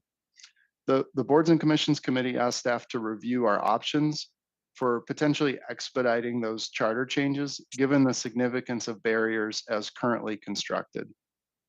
Presented tonight is an opportunity to consider charter changes to relevant provisions in this upcoming cycle. Staff believes that we would be able to continue implementation on parallel tracks, addressing the internal process improvements and designing a future program while posing a threshold question to voters in 2024. This question could take a few different forms, from addressing all boards and commissions related charter sections to more narrowly revising certain provisions. Given the amount of effort to prepare these options, and since we have not had a chance to discuss this change of scope with the full council, we're posing this question tonight to gauge general interest in being presented options for consideration for 2024. Next slide. And that is where we stop and pause for the question, which is simply, does council wish to explore any charter changes based on the boards and commissions assessment in 2024? Okay, so that is a pretty clear question, and I would like to invite the Boards and Commissions Committee to comment first. So is that Tara and Lauren? Tara, you had your hand up first. Oh, No, Lauren go first. Lauren go. Okay, okay. I don't know. You put your hand up first. I'm pretty sure that means you have to go first. Well, why don't I go first and you go second and then I go third, just because I have only one thing on my mind. There are a few things that we can do. I think because we have hired consultants, so we do want to hear what they have to say, but it's taken a little bit. And okay, maybe longer than a little bit. And there are certain things that I feel, and Lauren, I think you agree, could really benefit us seeing more people apply for boards. And one of them is changing the amount of years that you say to be on a board. For instance, 5 years is a lot of years. So there are certain small things that I feel we should do if we can, and this is one of them. I'll probably think of more, but so that's my initial is, can we do some small things? That being one of them. Lauren? Yeah, I think that, particularly the length of the service of 5 years feels like a major hurdle for people even applying, as well as the recruitment period itself happening, through the winter holidays, which I think also is a challenge to capture people's attention during that time period. In general, I'm not sure that those kinds of restrictions around our boards and committees are things that we would want in the charter, because they seem like areas where we might want more flexibility. And so I think my the idea that we sort of talked about was trying to create more flexibility, not that we would, turn every board and commission into a 1-year appointment period right away or anything like that, but basically just taking some of those pieces out of the charter so that we would have flexibility in updating them. We could start with a more narrow scope, and depending on that, how that goes, have the flexibility to increase the scope to other boards and commissions as it makes sense. Okay, and any other comments from the committee? All right, and so now I'll just open it up. What are people looking forward to do possibly in 2024, Matt?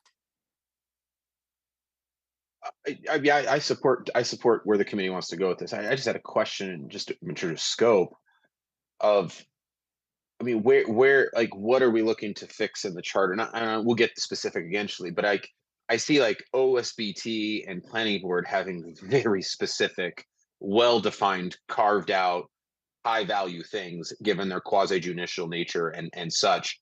I don't know I don't know, messing with those might be a little different than many of the other boards we have. And so are we trying to just sort of across the board do those changes? Because I think it would be a little hard to pluck those out of the charter and some of those necessities, just given the nature of those two. So, and I'm curious, we'll get there, but there's a lot of scope questions that I want to sort of know up front to some extent, because there's a lot to mess with in there, and some stuff to perhaps leave alone.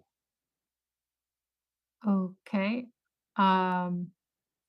Nicole?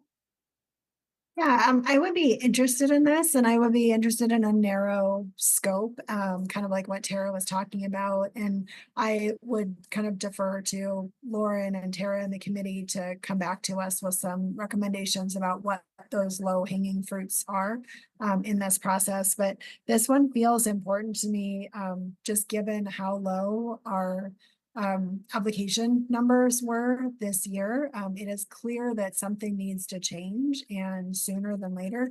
So I would be interested in this one, but I would defer to Lauren and Tara to let us know what are options that could be there for this year. And then a second question around that is, I mean, without maybe knowing exactly what that narrow scope is, Teresa, I'm curious about executive session and council pay and having board and commission, and whether that feels like it's possible, even with the narrow scope. Thanks for that question, Nicole.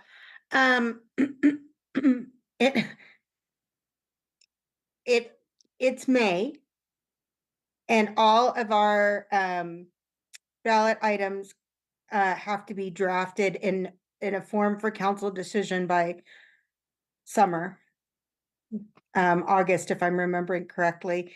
And I'm not hearing a lot of definition around this.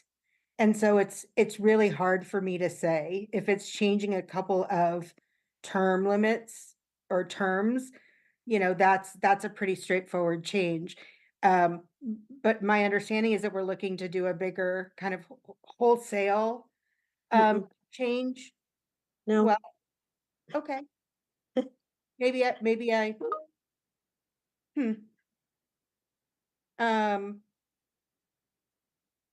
so if it's as simple as changing some terms, then that doesn't sound like such a heavy lift.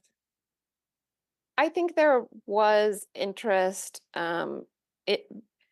We have a lot of different things about different boards and commissions in different places, and there was interest in streamlining.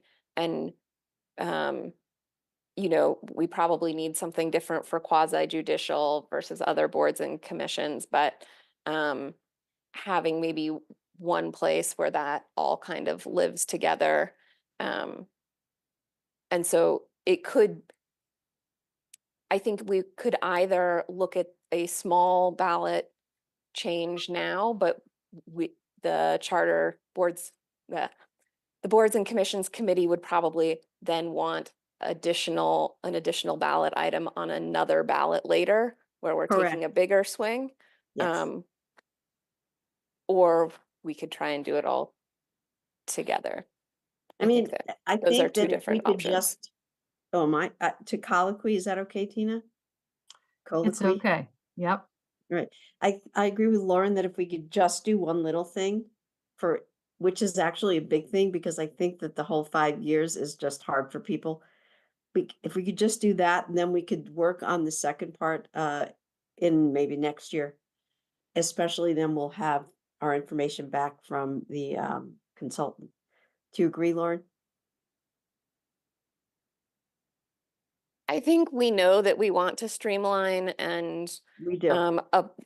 Have more flexibility in term lengths and recruitment time. And so I would be interested in moving all of that forward if we have the capacity to. So to me, it's more of a staff capacity question rather than a do we or don't we want to do that in the long term.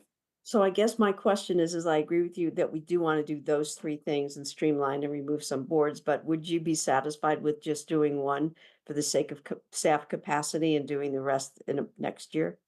Or do you think we should, I'm just curious. I know a lot of people have raised hands, and sorry for taking over, Tina.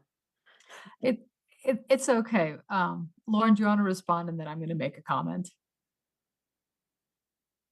I would be interested in seeing what staff brings back in terms of what they can do with the capacity that they have.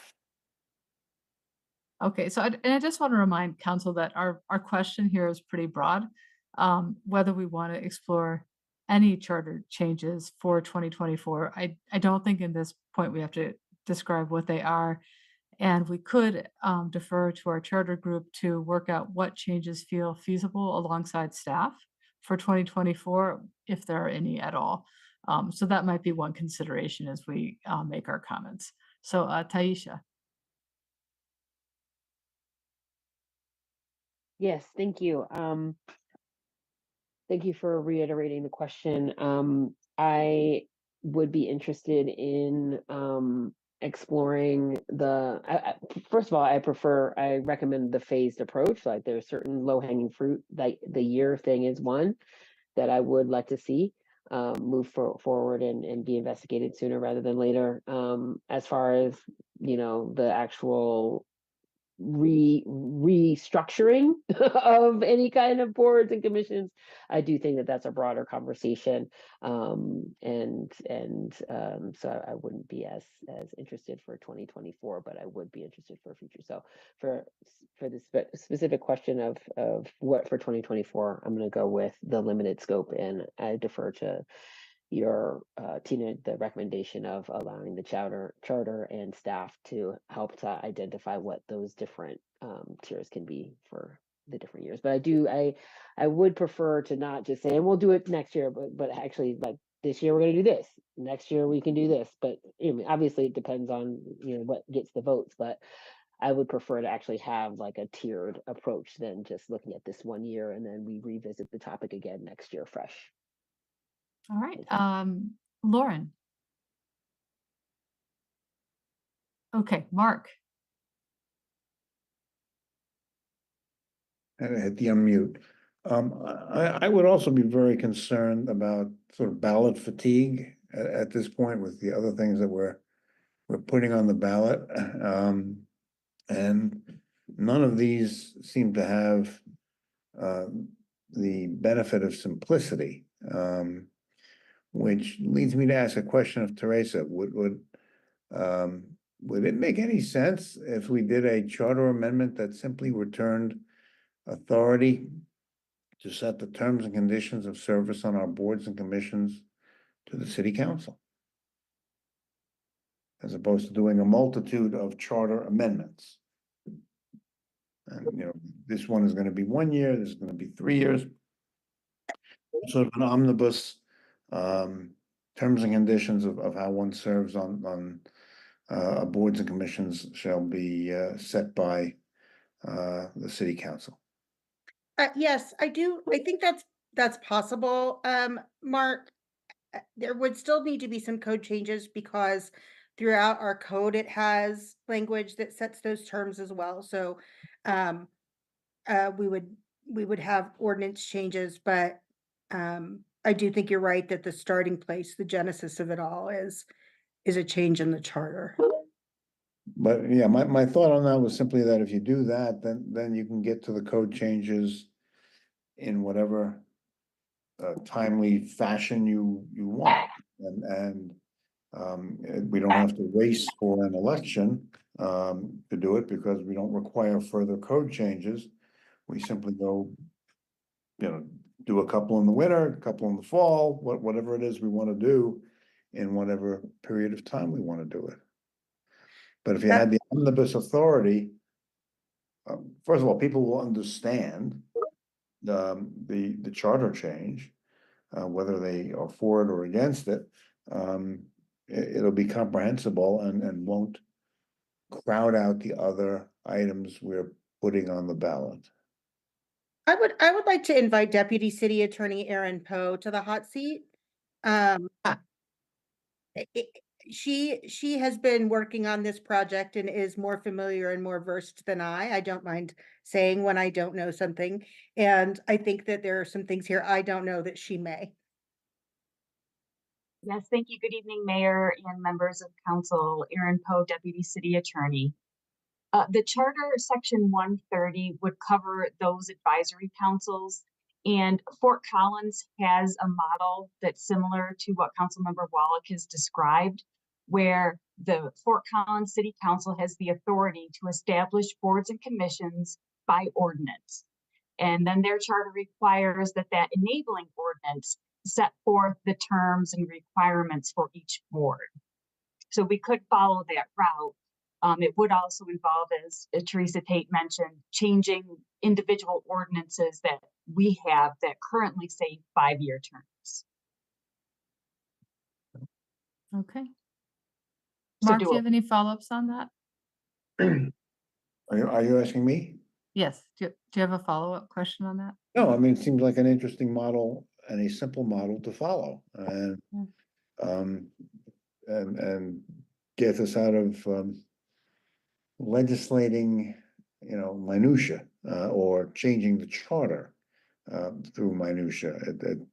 Once you have the omnibus authority, then you do what you need to do on a board by board basis as we want to do it. And if 1 year here, 3 years there, 10 years there. I mean, we do it as we wish and on the timeline that we wish. And again, I would think it's something people could understand. Okay. Ryan. I agree with Mark on this. I I'm think seeing Aaron's hand up again. I'm sorry to interrupt you, Ryan, but it probably is timely. Sorry.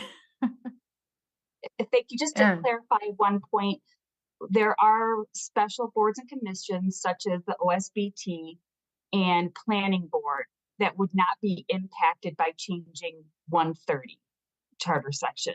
So that would involve other ballot items specifically directed toward those boards. So 130 could create change in many boards, but not them. Thank you. All right, back to Ryan.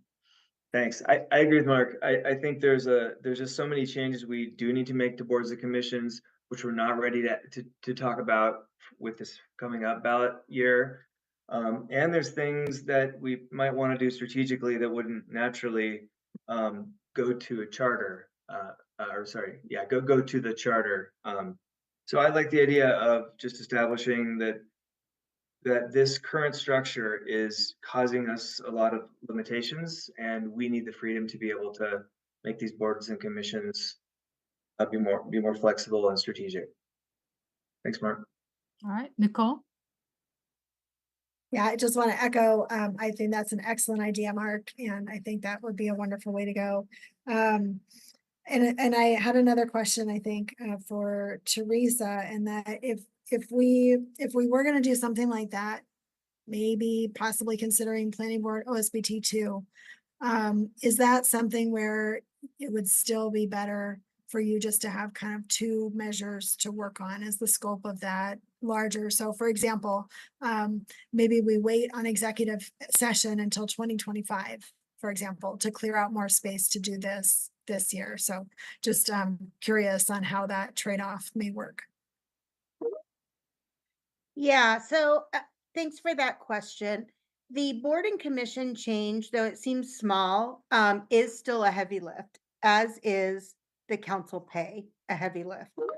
The executive sessions is not a particularly heavy lift, but I'll tell you, if you all are interested in both council pay and the board and commissions work, that gets us pretty close to capacity on elections issues. Okay, that's helpful to know. Lauren. I just wanted to thank Mark for explaining what I was trying to say much more clearly. Thank you. Okay. Aaron.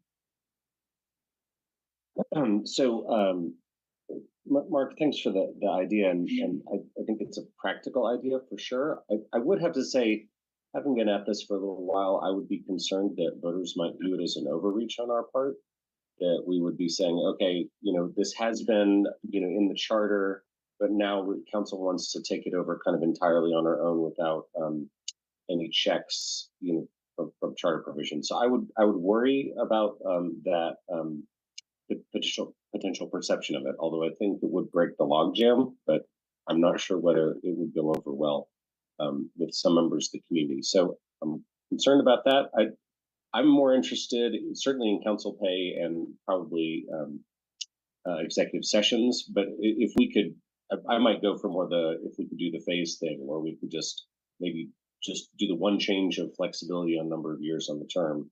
And if that's easy enough, then great. Or if Teresa says it's too much, I'm fine letting it go. But I would probably focus on some of the other things. Okay, so I guess what we could do, so the question was a little bit broad about whether we want to explore these changes and then have the committee come back and recommend something for this ballot. So I guess we could do a straw poll, just saying how many people want to do that very specific piece, not necessarily whether it's Mark's idea or anything else. Nicole, did you want to say something? Oh, I had a clarifying question before we get to where you're going. Okay. Just queuing us. All right. So I think we could try that if procedurally that seems okay with everyone. I would hesitate to say that we're going to go into a specific direction, because I think that's going to be a second discussion about, to Aaron's point, we'll have to talk to the community. This is a brand new idea. So anyway, so yeah, Nicole, does that feel okay if we just do a straw poll about whether we want to ask the boards and commissions charter to look at changes for possibly for 2024? So does that work Can for I- everyone? Can I Yeah. ask a clarifying question first? So I think what I heard Teresa say is that even if we were going to be doing something relatively simple on boards and commissions, that would still be potentially too much work to have all three going to do the work for all three together and bring that back. So that's what I wanted to clarify. Am I misunderstanding that? Teresa? I hate to be equivocal about this, but it depends a lot on the scope of the changes we're talking about. If we're talking about a change to 130 to make it more of an enabling ordinance, where we could then phase in the work that changes the individual terms, that is doable. Beyond that, I don't know what the scope is, and so it's hard for me to answer. Okay. Mark? Yeah, I would look to the committee to make the determinations, A, of what's feasible, and B, whether they want to do it this year or next year. I don't think there's any particular magic about putting it on the ballot in a particular year. But I would let the community look at it, and whether it's something along the lines of my suggestion or not, or something else, let them come back and recommend to us. They have a deeper knowledge and have spent much more time on this, so that's the way I would want to go. including a recommendation on timing. Okay, so should we do a straw poll on whether we think that the charter should look at recommendations that are possible for 2024 or make a recommendation that we move to a different year? Does that seem like something we can straw poll on? All right, so can I see who supports the commission, the board charter, looking into possible changes for 24 or a recommendation to move it for 25? Hands up or I'm not? sorry. Is it, so we're saying What's the question? 2024? I'm sorry, yes. Okay. Sorry. Basically, we're asking the charter to make a recommendation. The charter, Um, which charter? Not the charter, the committee, Ah, Oh, the okay. charter committee. There No, we the go. boards and commissions committee. the boards and commissions committee. Yeah, Okay. to make a recommendation, presumably with staff, so that it can fit. But yeah, Matt. Okay, fit, but I think we were under the are we under the assumption that we're doing so without creating such work that it boots fair pay for council and executive session? Is that the prerequisite for any work to be done for 2024? Or do we come back and we have to renegotiate all three of those items again based on the scope? So I would like to precondition it that it's executive session, fair pay for council, and if something can get squeezed in, great, but not at the cost of those two, or it goes to 2025. Otherwise we're going to have this conversation over again, I worry. Well, I wonder if we want to have it over. So I think one of the issues is we don't know exactly what is being proposed for 2024. And I've heard some different thoughts about what should be, if there are three options and we pick two, I haven't heard a consensus on that. And so all of these are going to come back to us in any case. Because we have not given direction. We've given some direction, but we haven't made a decision that we are definitely moving forward with anything, because we're taking the time to do the draft and have the next discussion. That's the way I understand what we're doing. So I'm wondering if we're at a point where we can say we don't want to hear about 2024 because we've already decided to prioritize council pay and executive session, or if we want to have all three as part of a discussion, depending on what the committee that's looking into boards and commissions comes back with. Nicole? Yes, and I was just going to offer a path forward so that we get out of here by 10. Please do. And I wonder if it sounds like the boards and commissions committee kind of needs to go convene, think about what the scope may be, if that's possible. I wonder if we would be comfortable with asking the charter committee to give us some recommendations on how to, with that information that comes back from boards and commissions, can we put them all in together in 2024? Do we need to send something to 2025? Sort of what is the timeline? But it feels like that part of the work is within charter committee, and they could probably give us some guidance without us having to hash it all out tonight with so many unknowns still. Mark? I'm not sure we need that extra step, to have it come back to the charter committee if we're doing it on the basis of Matt's suggestions that we want to preserve the viability of moving forward with the two charter amendments that we've all approved.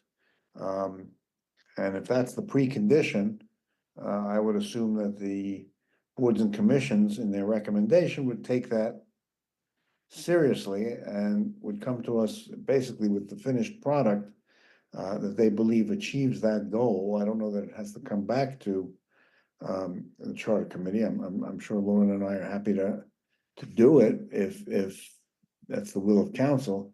But I think we could probably streamline that process a little bit and let boards and commissions simply look at it, keep those parameters in mind, that it can't push the other two off the ballot, and make a recommendation as to what they think is appropriate. Nicole? Yep. Okay, so and that's fine as well. So I actually have a different perspective though. My top two choices would be council pay and boards and commissions. And so whatever it is that we can get done this year. So I wonder if what we could do is maybe do a straw poll where we can vote for two of the three and we'll see where that gets us. Or I don't know, if we just feel like it's not, no one else feels that but me, that's fine too. Lauren? I heard Teresa say that we could look specifically at the portion of the charter. It doesn't deal with open space or planning board, but it deals Yeah. with most of the other boards. Yep. And create flexibility there, and that's something that could fit within the capacity of her department. And I would be fine with identifying that as the portion that we go, look at for this year. Can I colloquy and say the Boards and Commissions Committee just had their meeting and she and I decided that that's what we want to do. Done. And maybe that simplifies it for what we could vote on right now, Yeah. or not vote on, but we could straw poll right now. Yes, let's do that. And my understanding again is that we can ask the recently convened boards and commission committee to come back with a recommendation, understanding that they're on a compressed timeline. And We just so, did come back with our recommendation just now. yeah. And then we can revisit. I haven't called on myself. I'm a little concerned about the timeline with the boards and commissions committee and making sure we get the right work done for 2024. But so that's my only hesitation there. But I really like the idea of getting some change there to make it a little more accessible. Teresa, I see your hand up. Yes, I just want to clarify for our studious viewing public that no impromptu meeting happened here. Because of course, any meeting of the subcommittee would have been noticed and open to the public. Yeah. And so that's we're, here we are in jest. That was a joke, everybody out Yeah. in listening land. Okay, so going back, this is the problem when you have a new moderator. We would have been done already if it were Aaron or Nicole. So on this particular topic, do we feel like the Committee on Boards and Commissions should go do some more work and come back with something that we may or may not add to other things on the ballot that we may or may not even move forward with? I mean, because just reminding that we haven't made decisions tonight. We're giving direction. So should we do a straw poll on that? That the board and commissions move forward with a possible recommendation in 2024, and then we move forward after that, after we hear what it is. Nicole? Can I just clarify? Because I think what I've been hearing is this, the change that Lauren mentioned, that Mark clarified, that one, what is it, 130? And so I'm just wondering if that's the one, because I thought I heard people say that that was the thing we were potentially looking at, and apologies if I'm missing it. Aaron? But what I wonder if maybe we could straw poll on is to ask the boards and commissions committee to look at bringing back a targeted enough change that it could be accommodated within the work schedule this year, and ask them to bring that recommendation back. Would Yeah, we like I a recommendation back that would fit within the constraints of the time budget? I personally would like to do that, but not to define what that is yet, so that they can look at it and get advice from staff. So that I don't think we need to make a decision of what it is, even though we have an idea of where it might be going. That sounds great. Thanks. Okay, so taking that as an inspiration, can we get an idea of who is supporting the boards and commissions committee moving forward at looking at a narrow change for the 2024 ballot?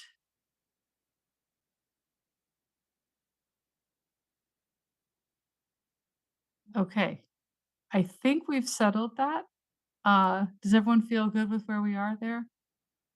Despite how long it took me to get us there? All right, what else do we have? What's next? All righty. What's next is our update on community-sponsored city petitions, and we're going to turn to John to give you an update on that. All right, good evening, City Council. John Morse, Elections Administrator here to present an update on our petitions that are currently in circulation. Next slide, please, Emily. So we have two petitions that are currently in circulation. The first is titled Repurpose Our Runways. It's seeking to amend the BRC 11-4 to add decommissioning. And in short, what this petition is asking the registered voters in the city of Boulder is about decommissioning the airport while also taking into consideration emergency uses and also the funding and management of the site if it were to be decommissioned. This petition went live for circulation on March 21st, 2024. Sorry about the typo there. They're utilizing both our online and paper systems, and the threshold that changed this year is now 3,401 signatures to be deemed certified. And they have a deadline to submit that to the city clerk for review on May 29th. So right around the corner.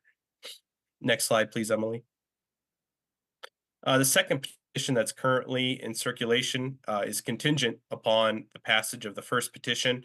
This petition is titled Runways to Neighborhoods, and again, seeking to amend the BRC 11-4 to add decommissioning.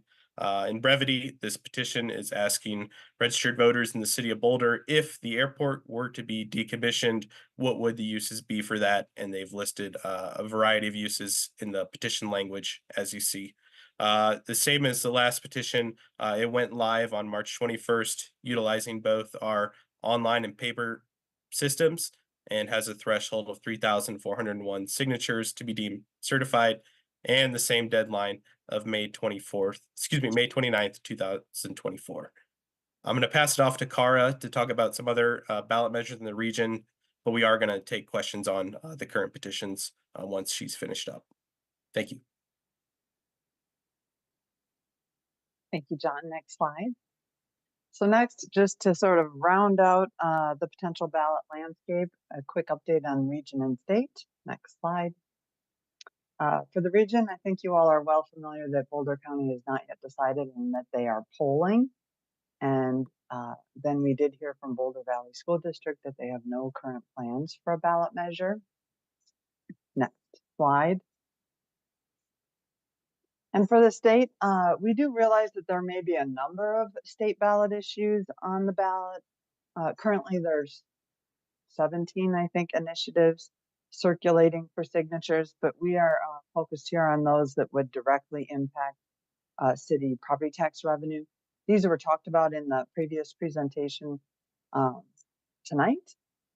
And this first Senate Bill 24-233 clearly is legislation and not a ballot measure, but the passing of that legislation we anticipated might impact whether these two initiatives will ultimately be on the ballot. That is still to be determined. And then the two property tax initiatives that may be on the ballot is Initiative 50. And again, this was highlighted earlier, but just wanted to share that this is a constitutional change, so it will require 55% of the voters to pass.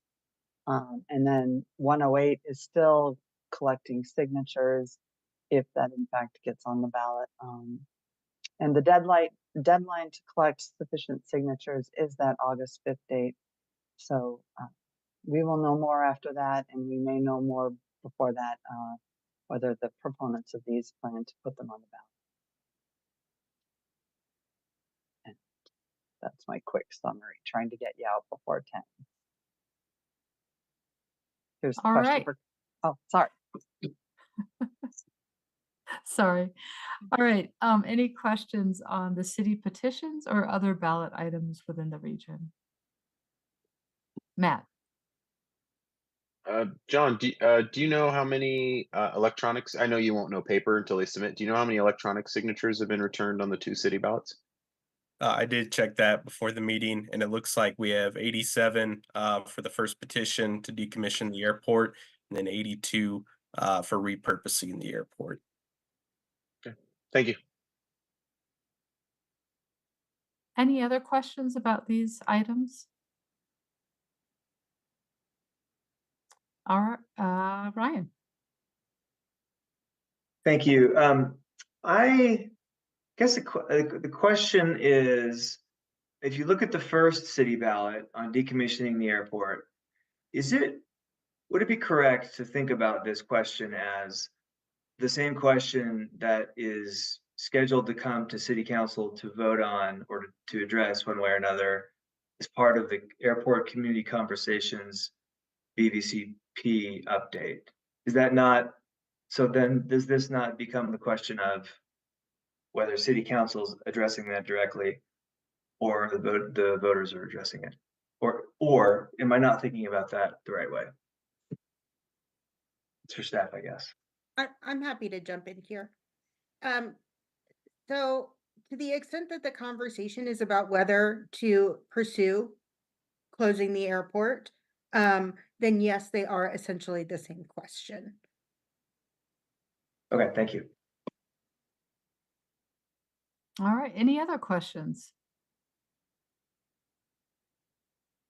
Okay, I think that was our last item. Is that correct?